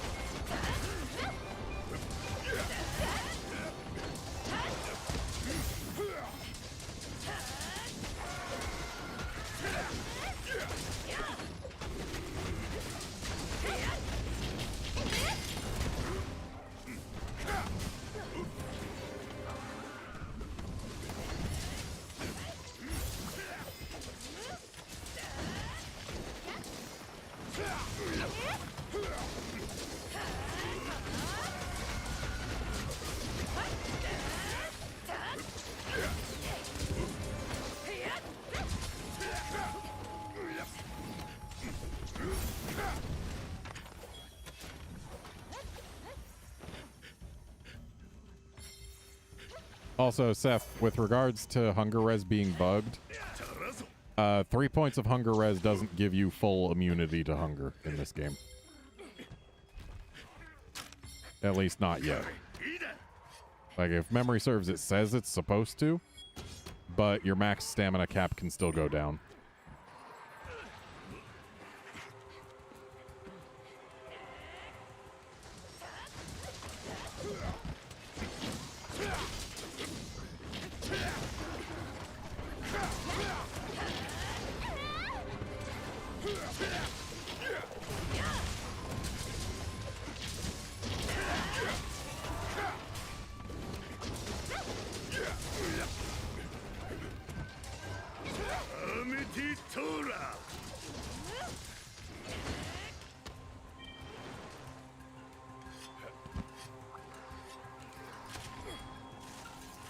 This is a very monkey-filled flooded forest.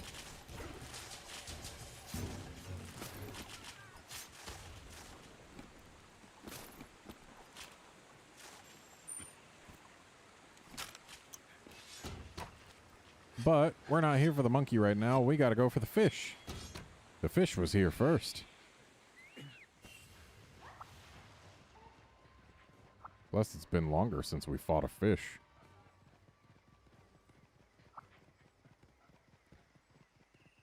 Yeah, in every game prior to this one, full hunger res gave you full immunity to hunger, decreasing stamina cap. And I think, per the skill text in this game, it's also still supposed to. This is a big fish.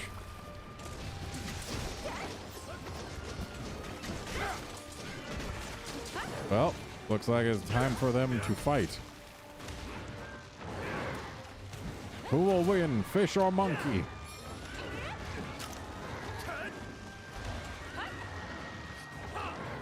The correct answer is we, the viewers, will win.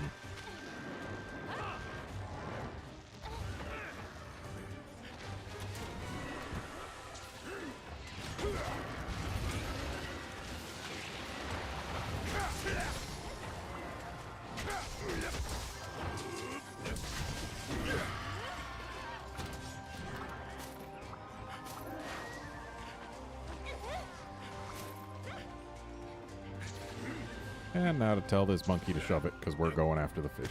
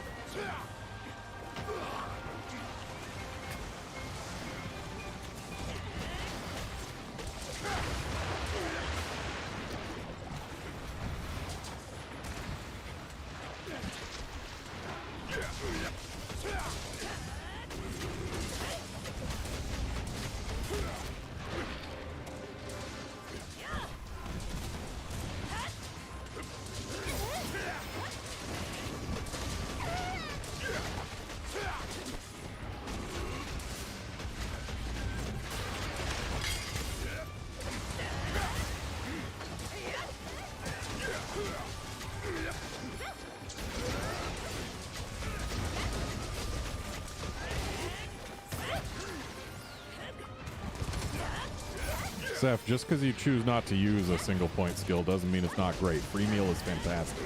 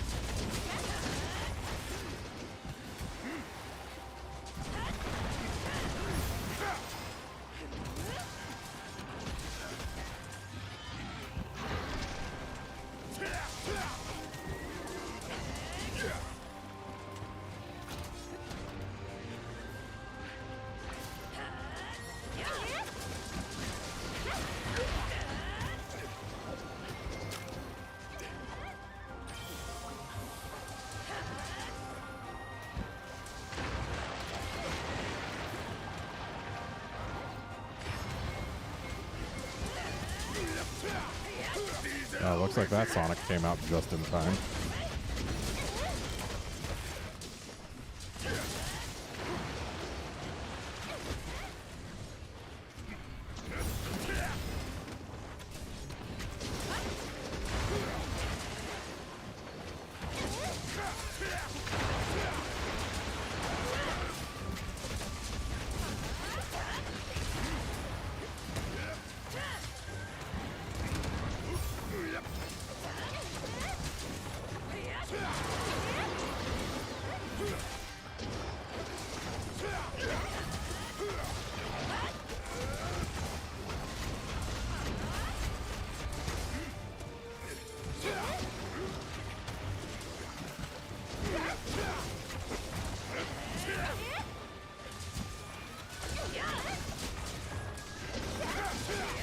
Ah, Speed Shark. What a skill that must be.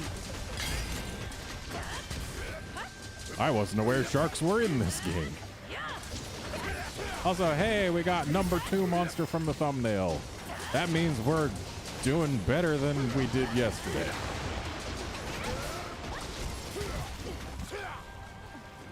And it's only taken 2 hours. Which is thus far actually to be expected, for it to take 2 hours to get a second monster from the thumbnail. Because it hasn't taken less.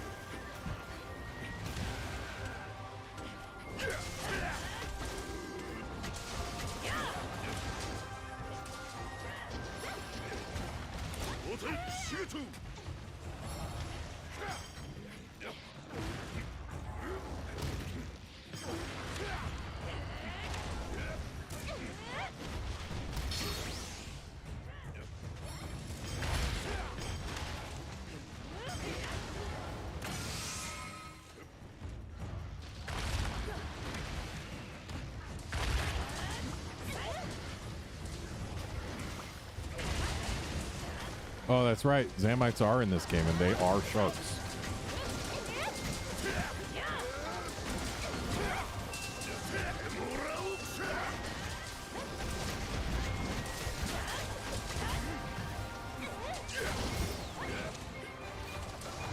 Yeah, flinch free as a level 1 deco is fantastic. The only problem is this game actually has sleep monsters. Baggy and Somnicanth, if they put you to sleep and you've got flinch free, it is much harder to wake you up. One time I made the mistake of going up against a Great Baggy with 3 points of flinch free. And the little baggies were tearing me apart.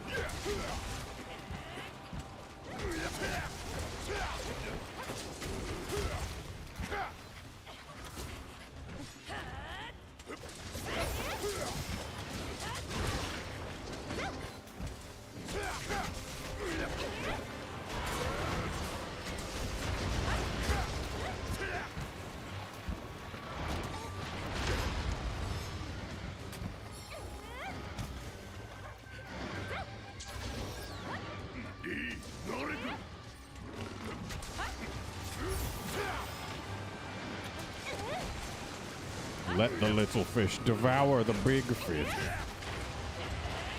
I was kind of hoping that it would die while they were still going. That would have been amazing. Yep, that was indeed a big fish. Let's see how big. That was gold large big.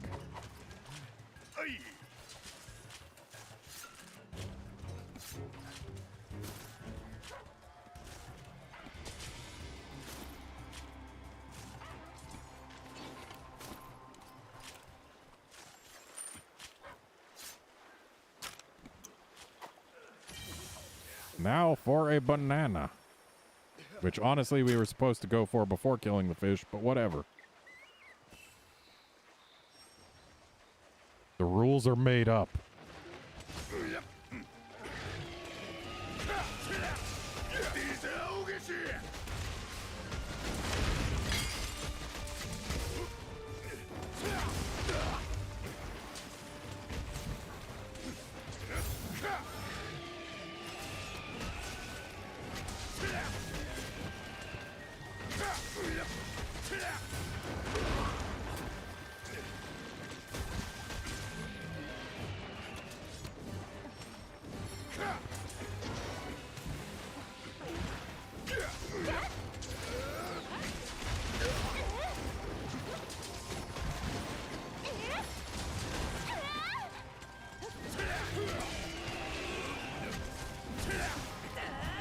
Max, we are indeed out here playing Calvin Ball.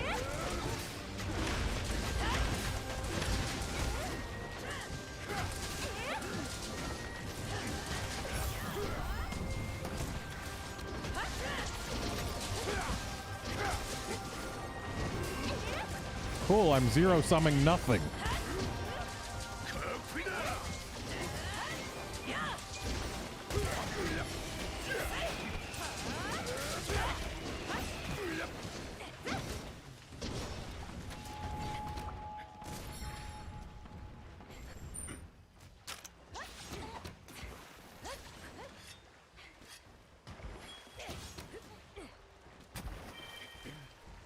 Oh, rip Max.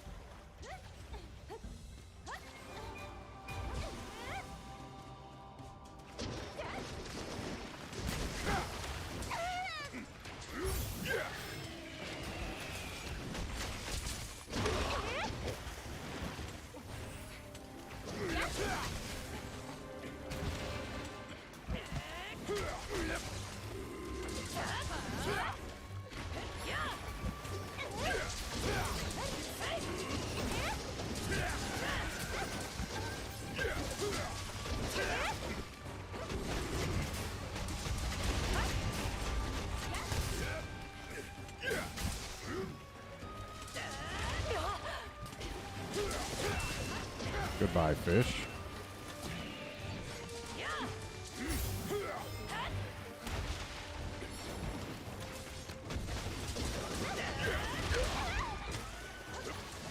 Alright, well, thanks for playing so far, Max.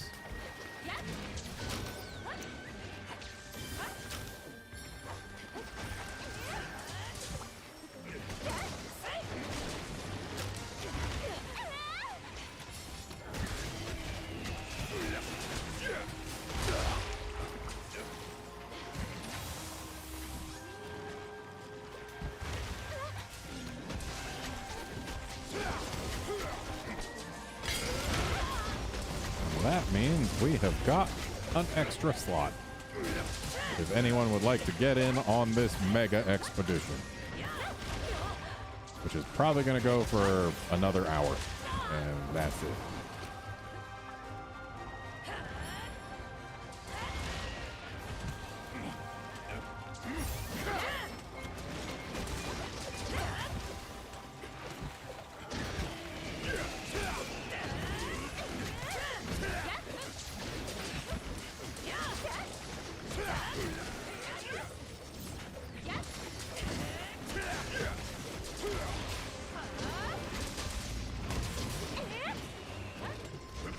Only 11 rows of rewards? That's rookie numbers.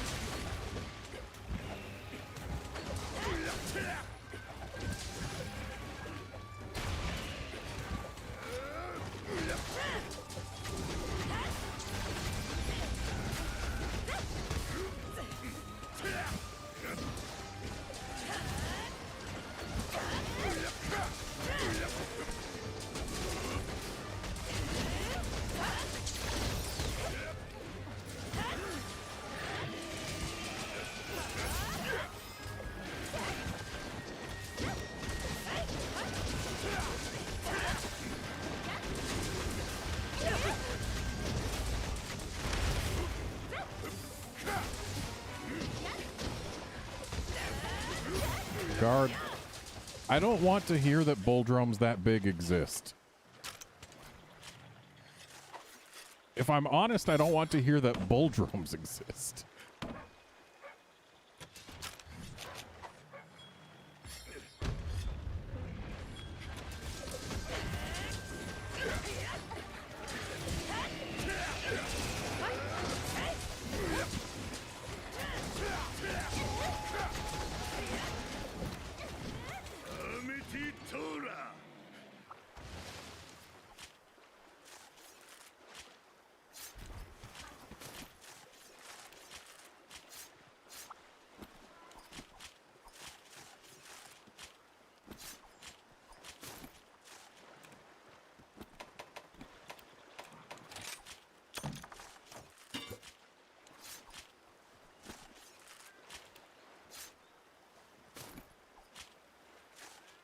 Guard, please.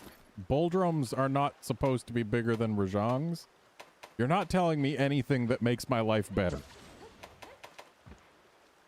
You are explicitly making my life worse with every new thing you say about this bull drum.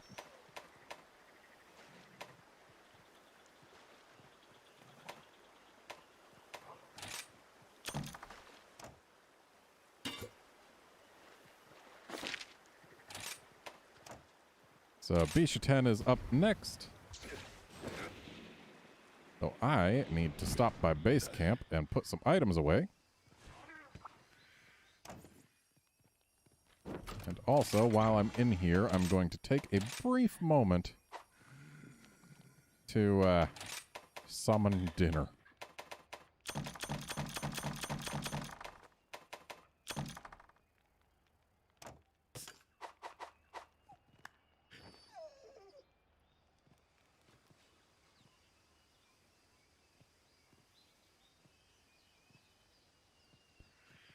Curbster, here's the thing. I fully expect Bulldrome to be added to this game at some point, because we've already got Bullfangos. That doesn't mean I like it.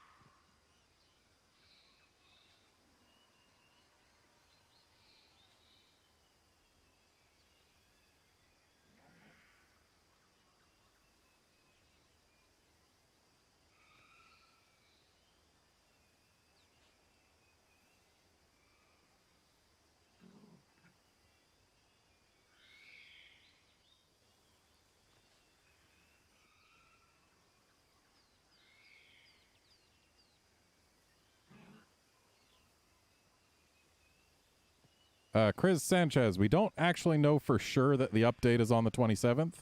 What we do know is that an information video about the update is on the 27th. It's very likely that the update is also on the 27th, but they haven't officially stated that yet. Chris, we are absolutely not getting G rank in the update, so don't worry about that. That will have to wait until they actually do like a full paid expansion or whatever. Probably not going to get it for another year, maybe year and a half.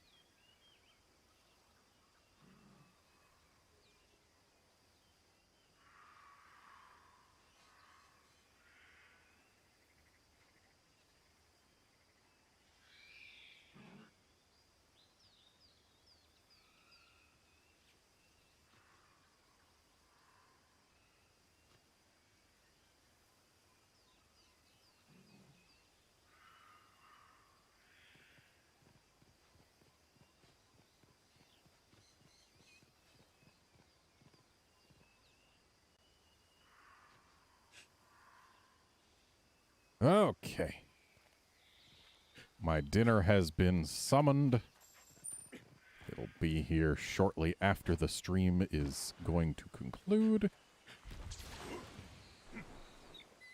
And thus, I can get back to the hunt.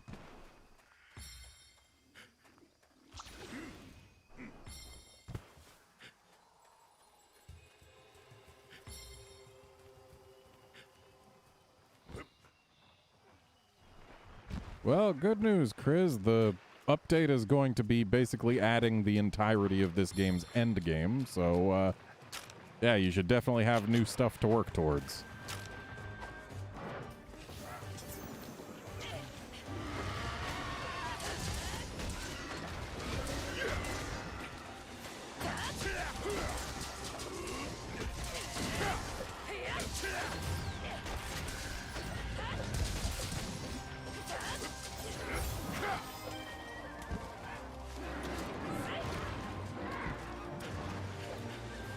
I can't be the only one who thinks Almudron and Mizutsune should have a turf war, can I?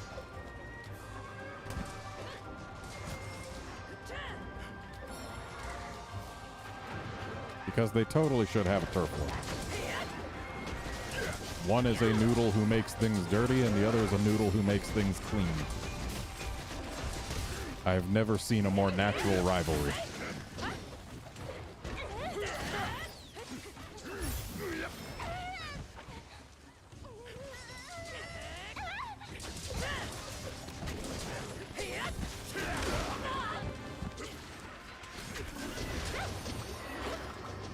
There's a pair of fruit, I think.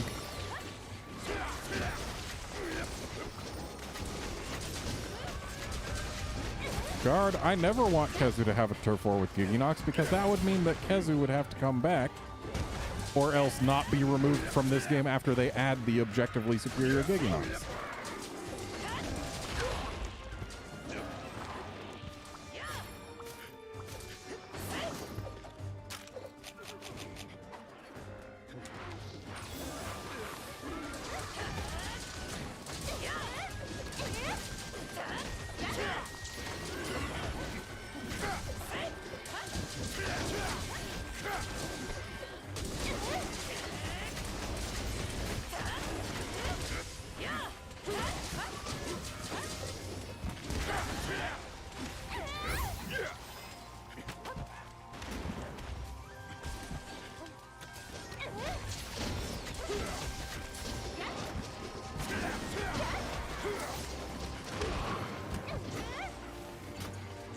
Poor Inutsune. That's not Inutsune. But it was paralyzed. So was Inutsune.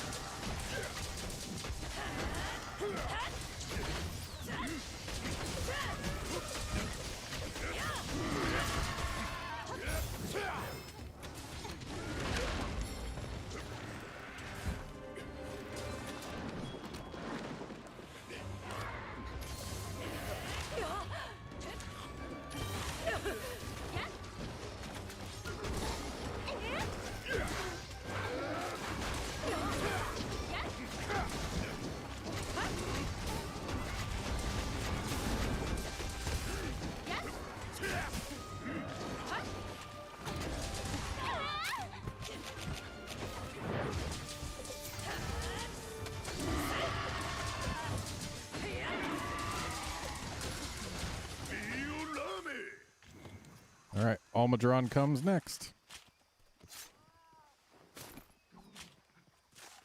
And we've still got an open slot if anyone would like to fill it.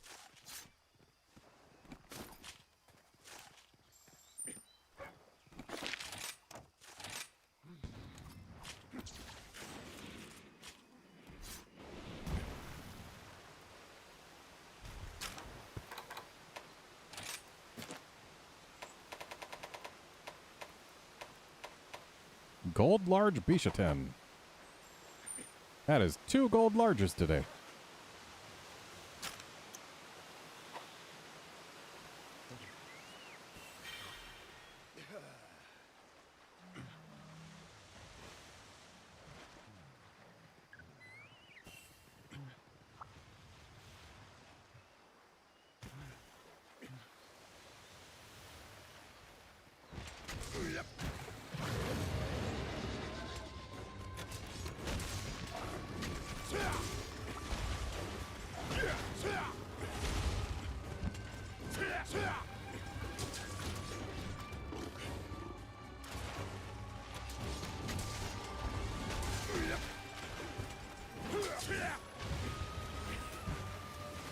Pisces, I would say sleep bombing is not the best for long expeditions, specifically because you're gonna run out of bombs. Also, sleep bombing doesn't really save that much time in the long run either.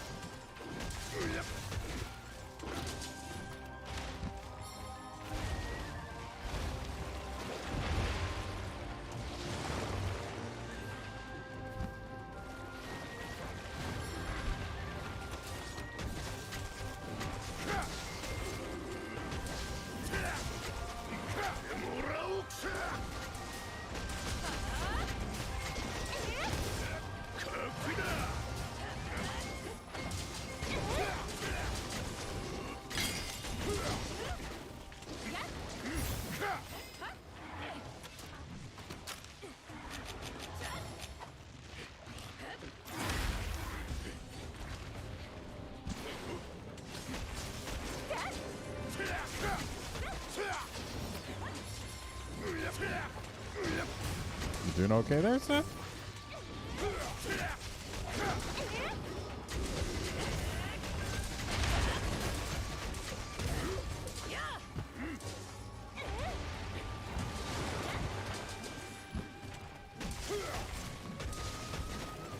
I don't think this is a baby Almadron.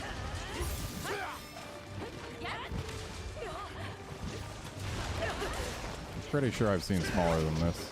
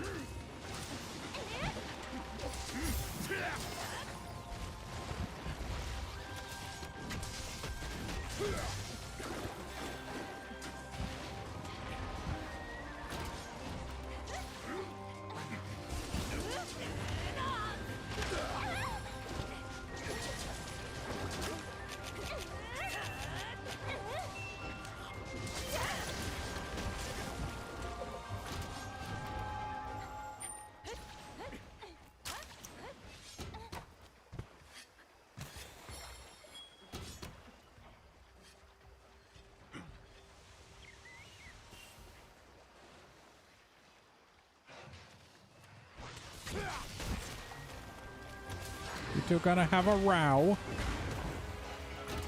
This Mizutsune is bigger than this Almadron. That is weird.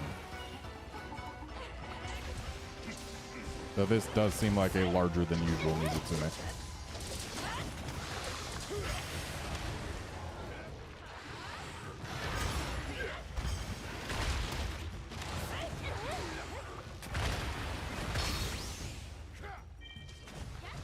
Hey, we got a Nargacuga. That's all three.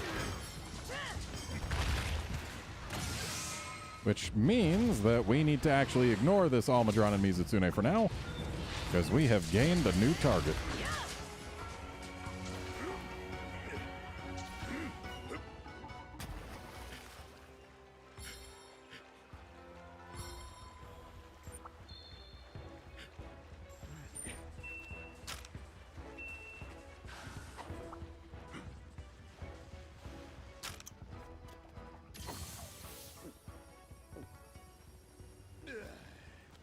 Almadron's gonna stick around. We need this Narga. It's the rules. This seems like a big-ish Narga. This actually seems like a very big Narga, judging by how high up the tail just was, but now that it's not in its I'm roaring pose, just seems on the larger end of average, maybe.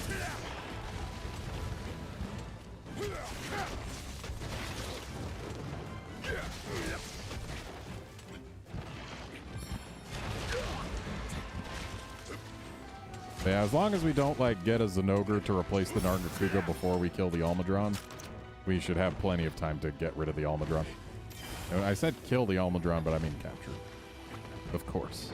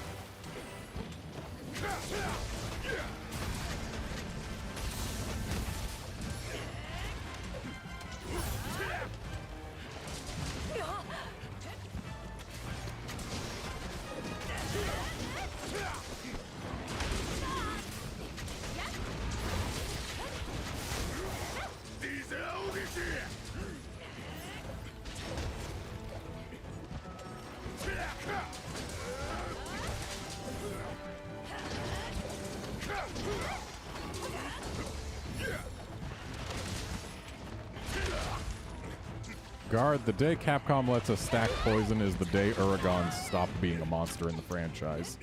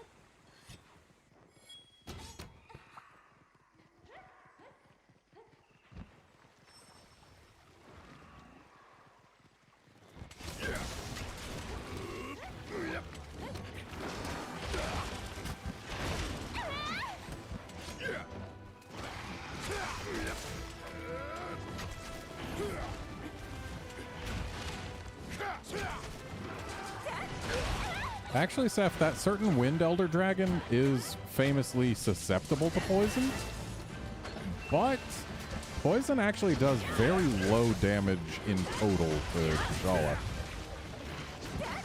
It's just that it lasts a very long time and turns something off in games other than World.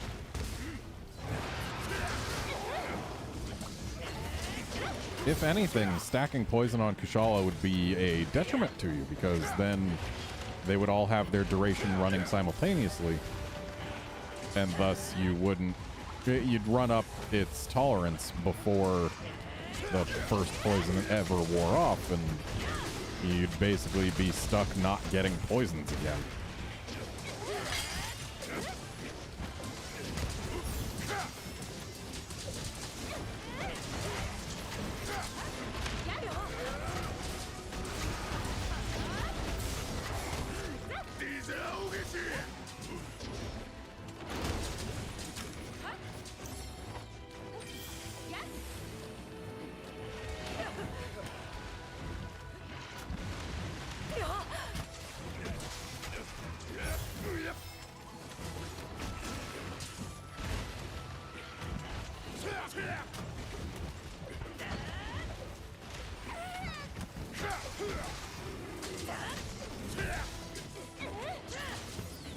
I mean, if we're talking flagship Elder Dragons who are weak to poison, it's easier to poison Valstrax, and it does more damage over far less time to him. So he would have a lot more to worry about.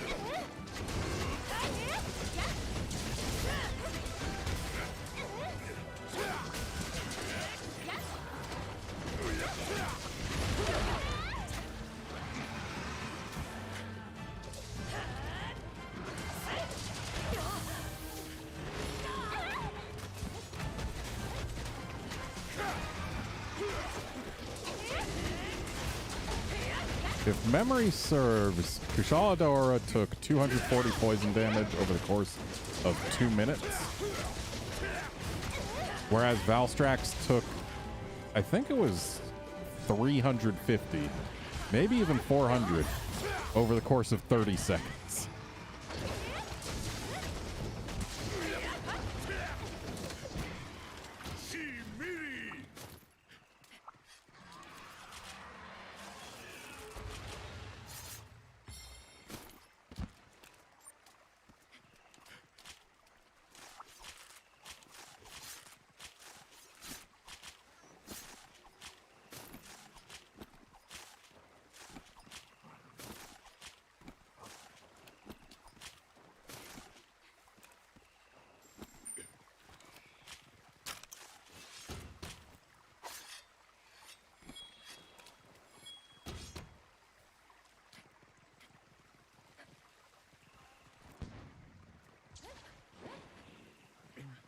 Well, Guard, the way I was talking was if each poison had its own timer.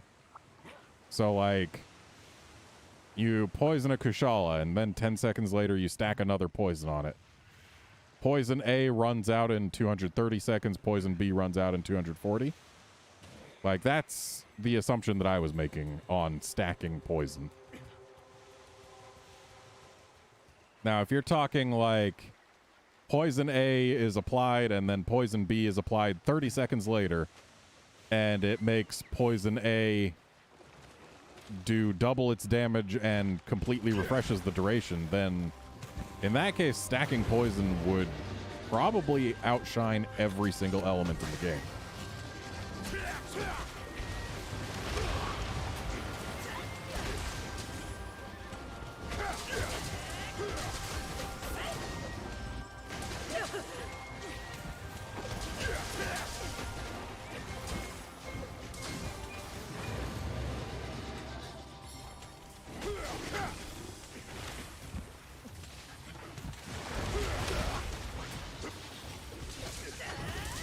And if you're talking stacking poison as in Poison A is applied, runs its course, Poison B is applied during Poison A, and it just makes it so that Poison A is now 120 seconds or 240 seconds longer or whatever.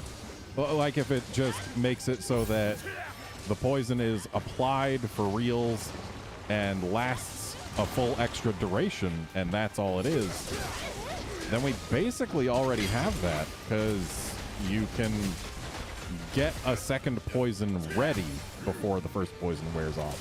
You just can't do the last point that actually applies the poison.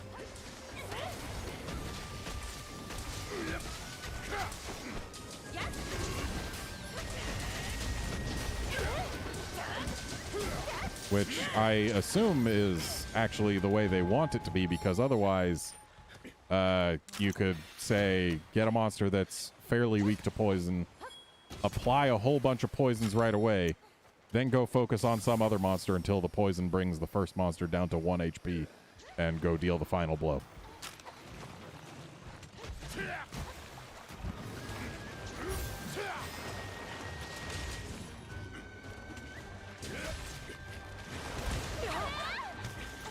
Because poison cannot kill large monsters. It can only bring them to 1 HP.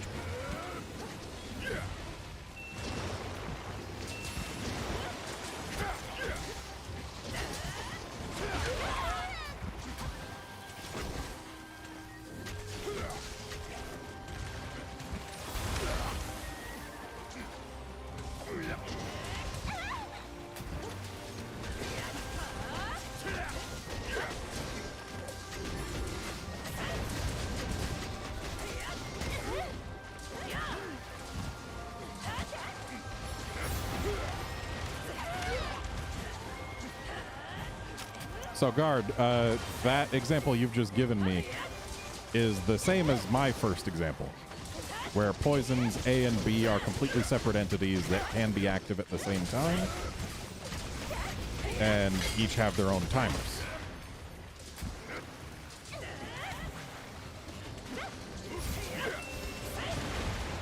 In which case, yeah, that would actually be a detriment to have against Kushala, because you would get rid of his poison tolerance way too quickly, and by the time all of your poisons were done, he would be basically unpoisonable again.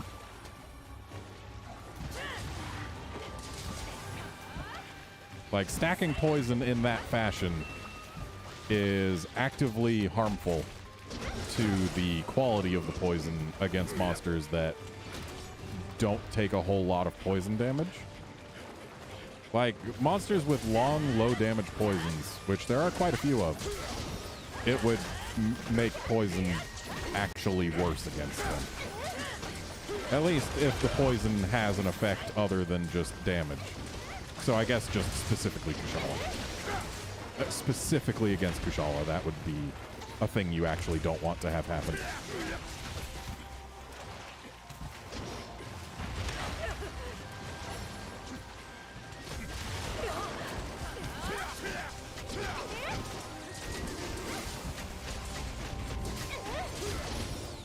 Oh, right, we were supposed to capture it. Whoops. Kinda... when it gets cap ready before the tail comes off, my brain just completely forgets the cap ready part.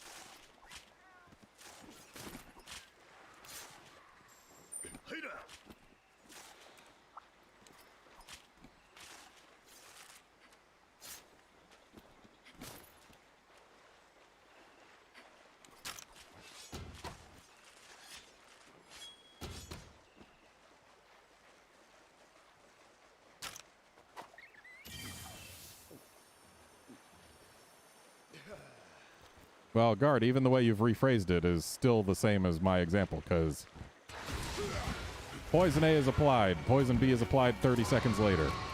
Poison A is going to last the remaining however long, Poison B is going to last its full duration. And if they're both ticking for their own damage, then yeah, it's the same deal. Instead of having Poison A be the poison that does extra damage, but has its duration extended, but the extra damage fades off after a while. Just have the poisons be separate entities on the same monster. It accomplishes the same thing and is simpler.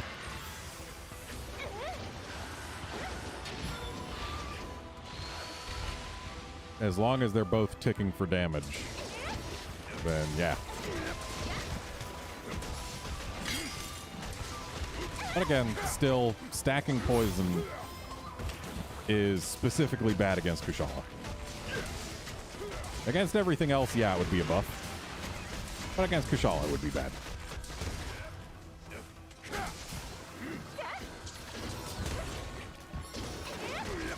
Specifically against pre-World Kushala. Post-World Kushala, poison doesn't mean a damn thing, so who cares?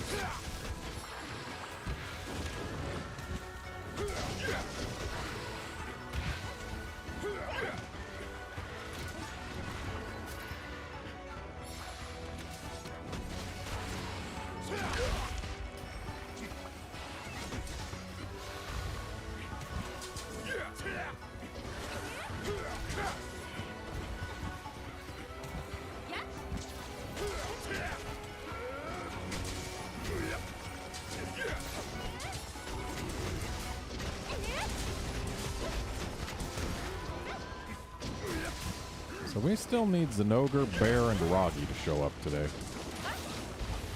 The Zinogre I would very much like to see, considering we never saw one in the freaking Shrine Ruins, and we did see plenty of bears, and at least one Roggy. At least I think there was at least one Roggy.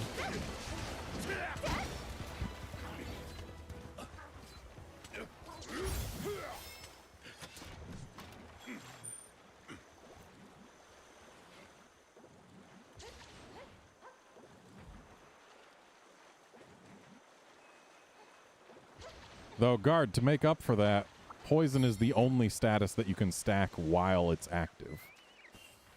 Like, it's the only status that you can get a second one ready during the duration of the first. It's still very bad against monsters that have long poison durations, but there are some monsters against whom poison is still phenomenal. Devil Joe, Uragon, Valstrax. Poison is fantastic against all of those. Just like there are some monsters where para lasts basically no time at all and takes forever to apply, there are monsters against whom poison takes a long time to apply or a long time to get another on. And poison being an actual damaging status, it is arguably more effective than para against monsters that take enough damage from it. So the way I see it, poison as is doesn't need to be fixed, because there are monsters against whom it is very good, and there are monsters against whom it is not very good, just like anything else.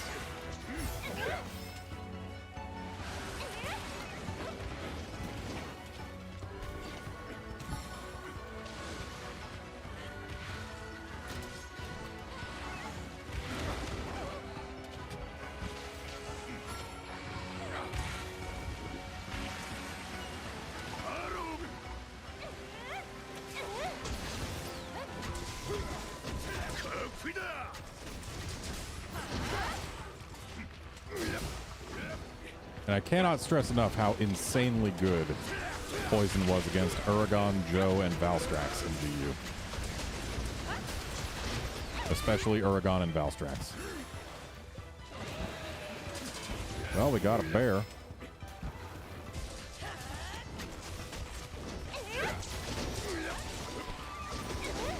Which is new to this stream, which means we are supposed to ignore this Mizutsune. But it's paralyzed right now, so we should take advantage of that first.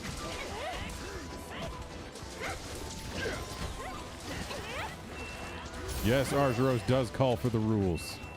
They may be made up, but they are there.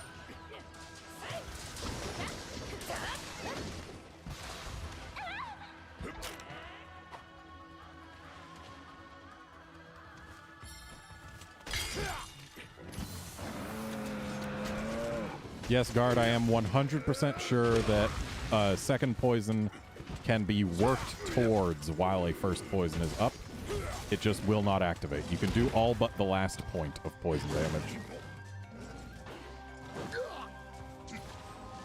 At least that was the case all the way up until GU. I don't know if it's still true after World, but I have to assume that it is, barring any new information that confirms otherwise.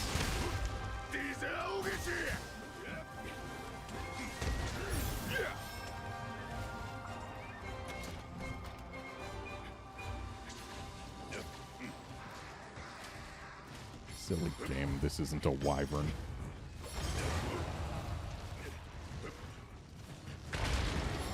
Wow, turn radius and speed are so bad on this guy. You can't even multi-bonk him on the same wall.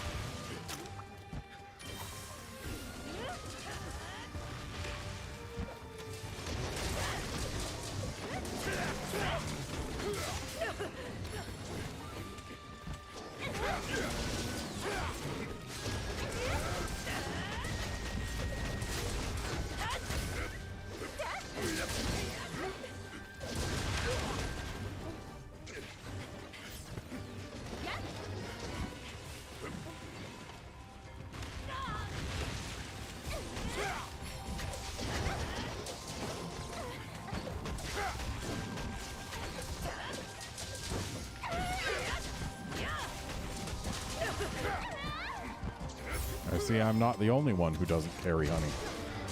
In expeditions, at least. I do carry it for Elder Dragons.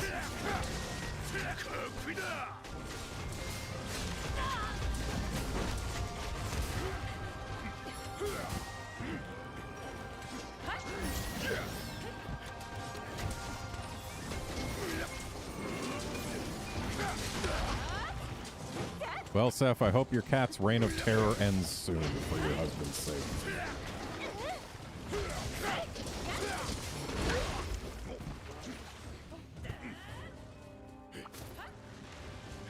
There, now I'm carrying honey.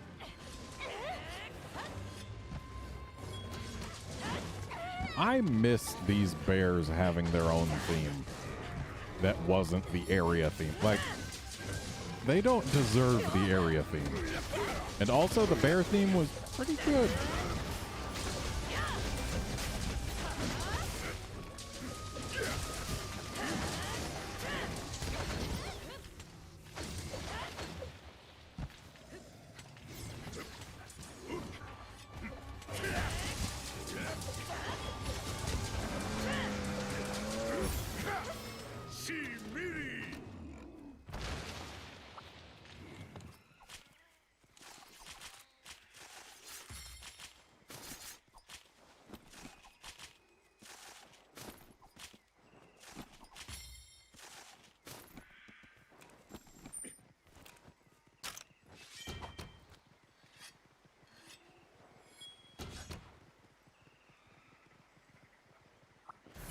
Well, looks like their reign of terror has ended at least long enough for him to join us.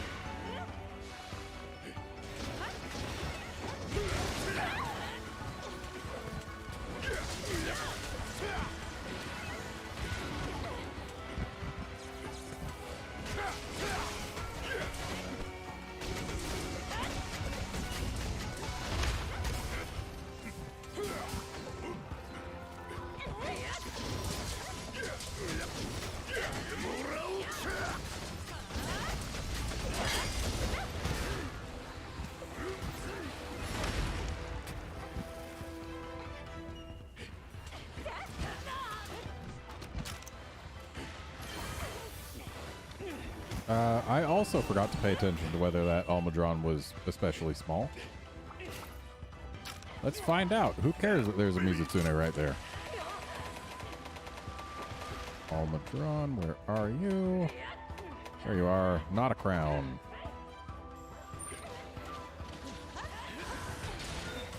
And yeah, I'm pretty sure I've seen smaller Almudrons. So, yeah. That one was probably just on the smaller end of average.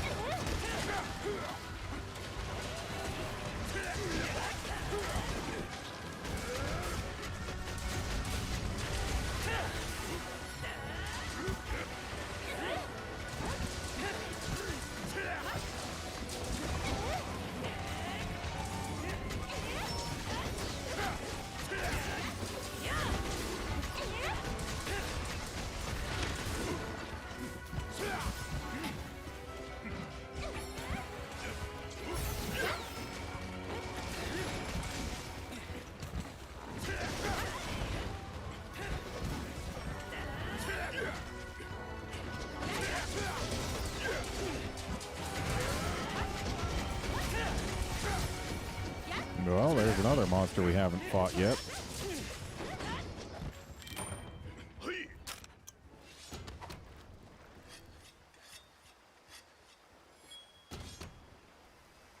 And clearly this Ragi is more important than the Mizutsune because it is new to this stream. Though if you wanted to capture the Mizutsune, I wouldn't complain.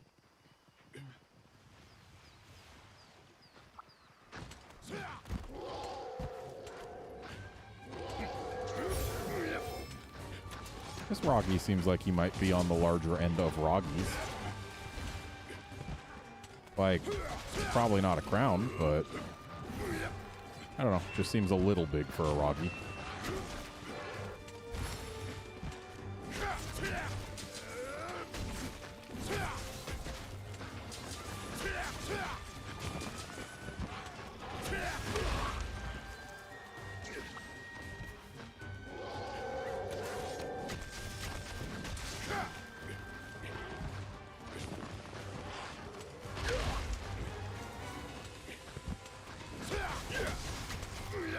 I don't like that these roots are ledges.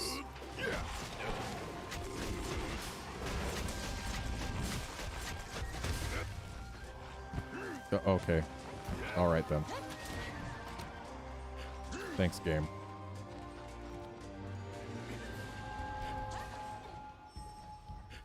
Oi, Ragi, I'm here. Oh, you're moving? Okay.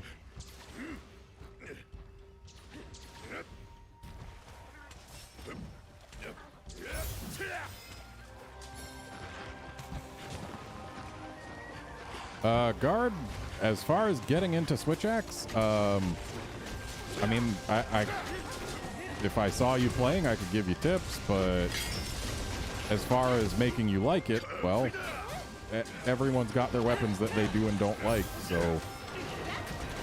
whether you like it or not, it's up to you. I fell in love with Switch Axe the first time I played it in the Try Demo disc, so yeah, that's me.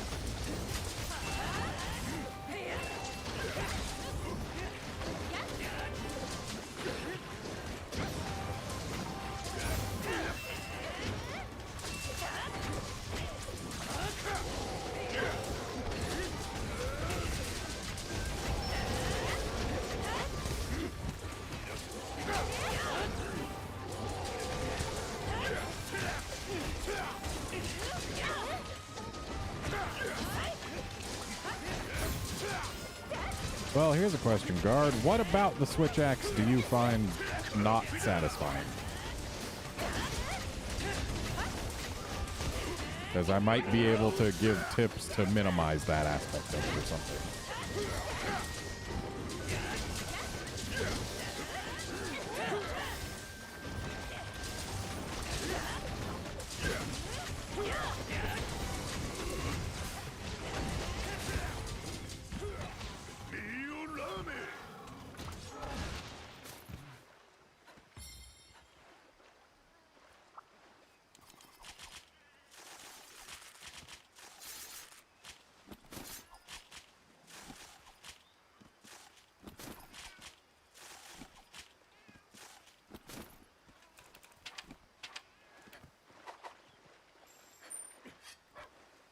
Alright, well, time to go after another monkey.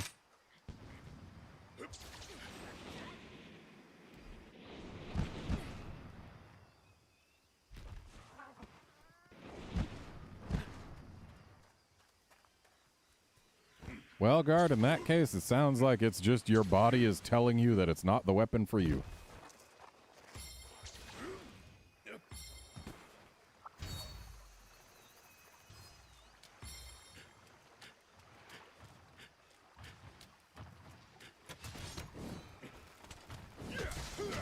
Is it just me, or is this another large Bisha tank?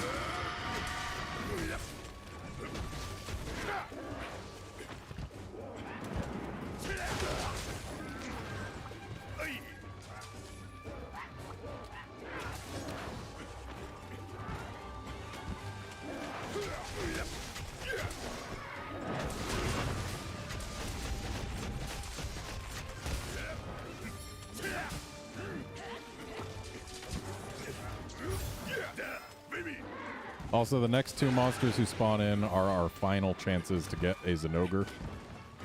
Because, yeah, I gotta cut this stream in like 20 minutes.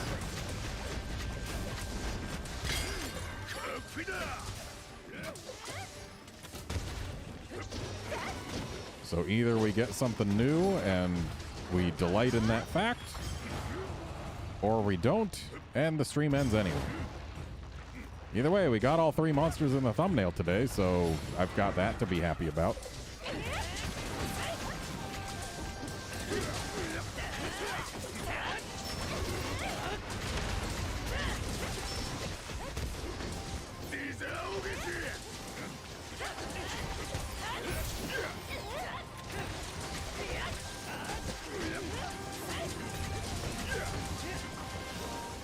Yeah, hammer's always been my secondary weapon after Switch Axe, so like, yeah, don't know what to tell you.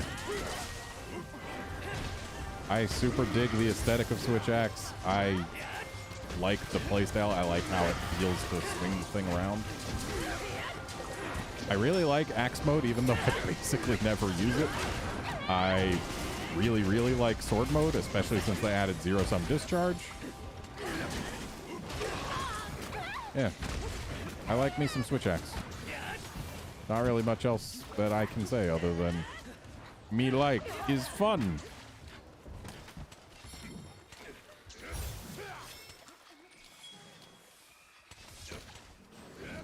Yeah, I should probably sharpen before I do that.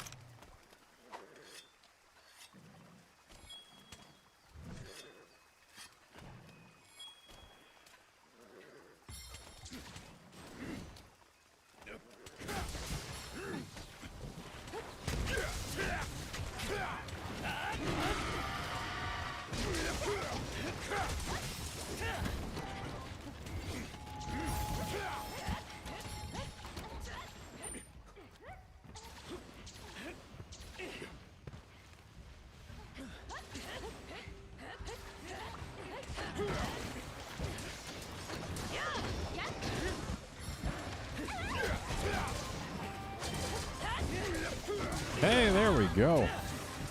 All right, we're going after this dog.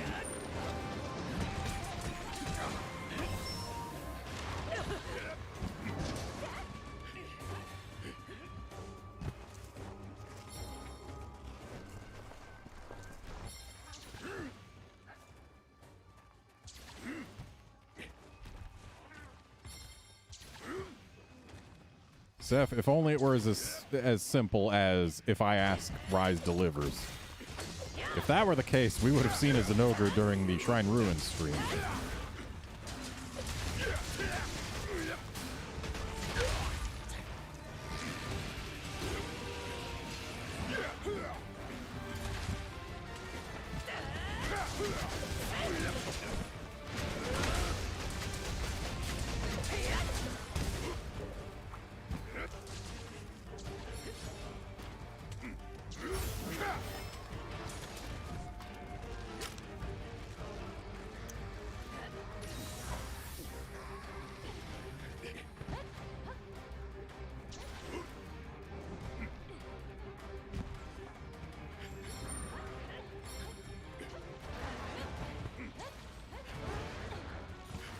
Hello, monkey.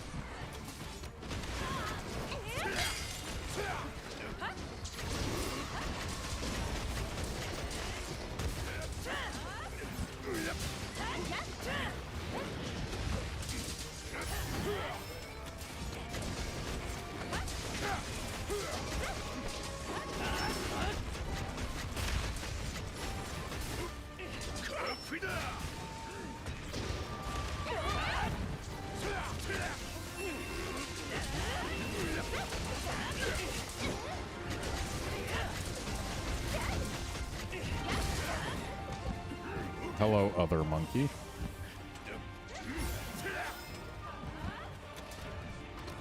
Alright, so yeah, this Zinogre is the last thing that I am hunting on this stream.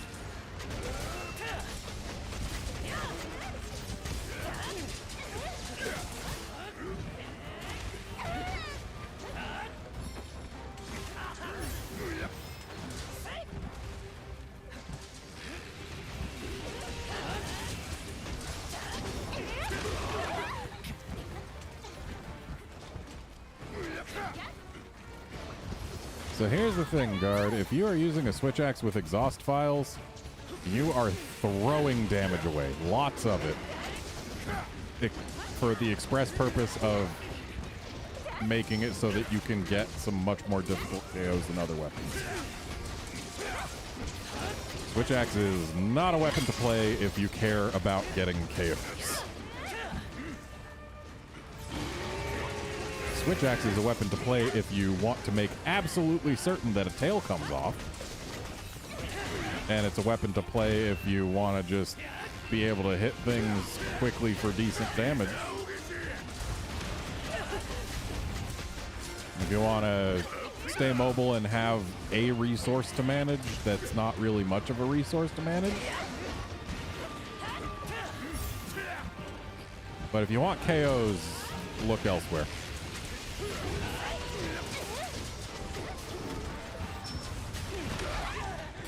I would say you might as well be trying to use dual blades for KOs. But in that case, switch axe is a little better than dual blades at it because exhaust files exist. It's just exhaust files are very bad and should never be used.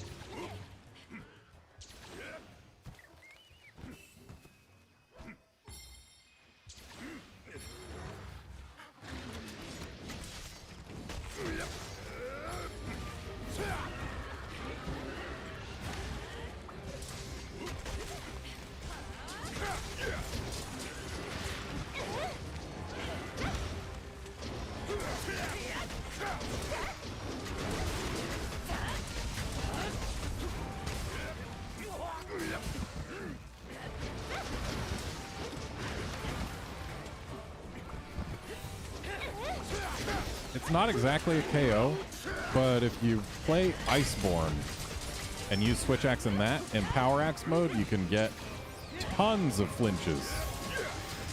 The power axe mode in that game specifically made it easier to get flinches. So, like, you could get a lot of knockdowns. They're not KOs, but they are knockdowns. So I think that's probably your best bet for enjoying switch axe, is specifically power axe mode in Iceborne.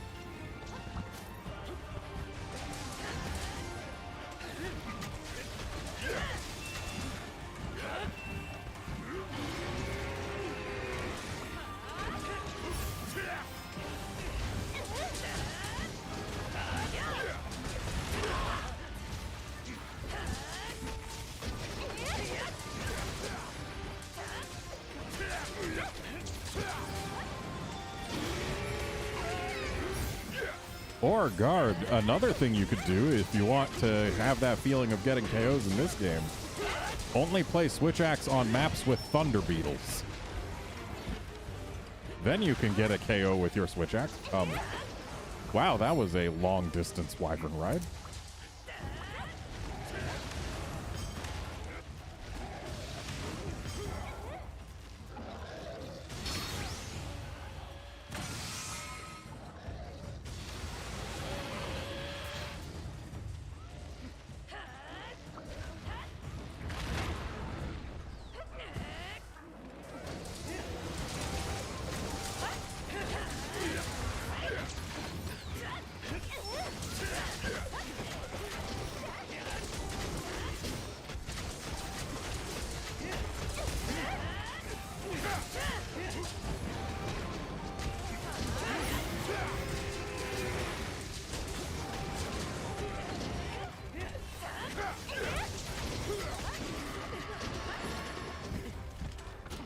This monkey cannot get the hint.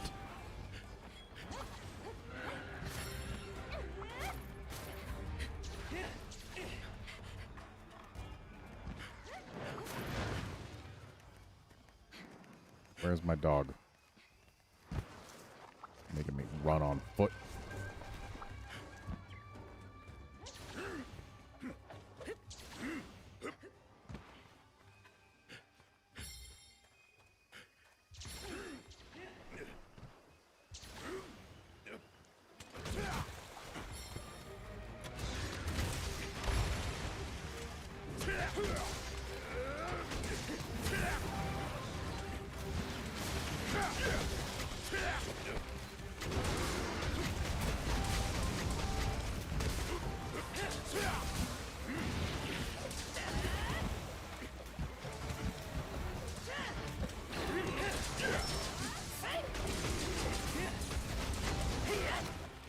And there we go.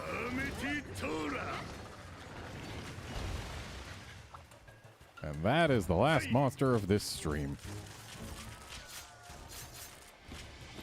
We may have already put some work into the Bishaten, but I literally just now got a text saying that my food's on its way here, so yeah. I am going to complete quest.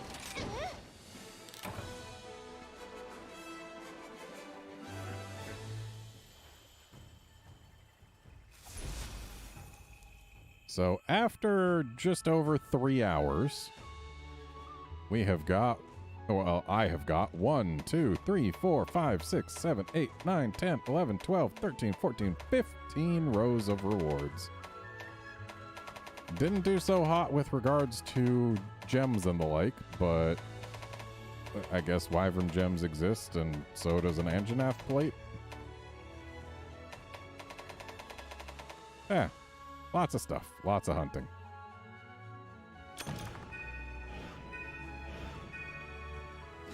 I got a title for hunting something a bunch of times.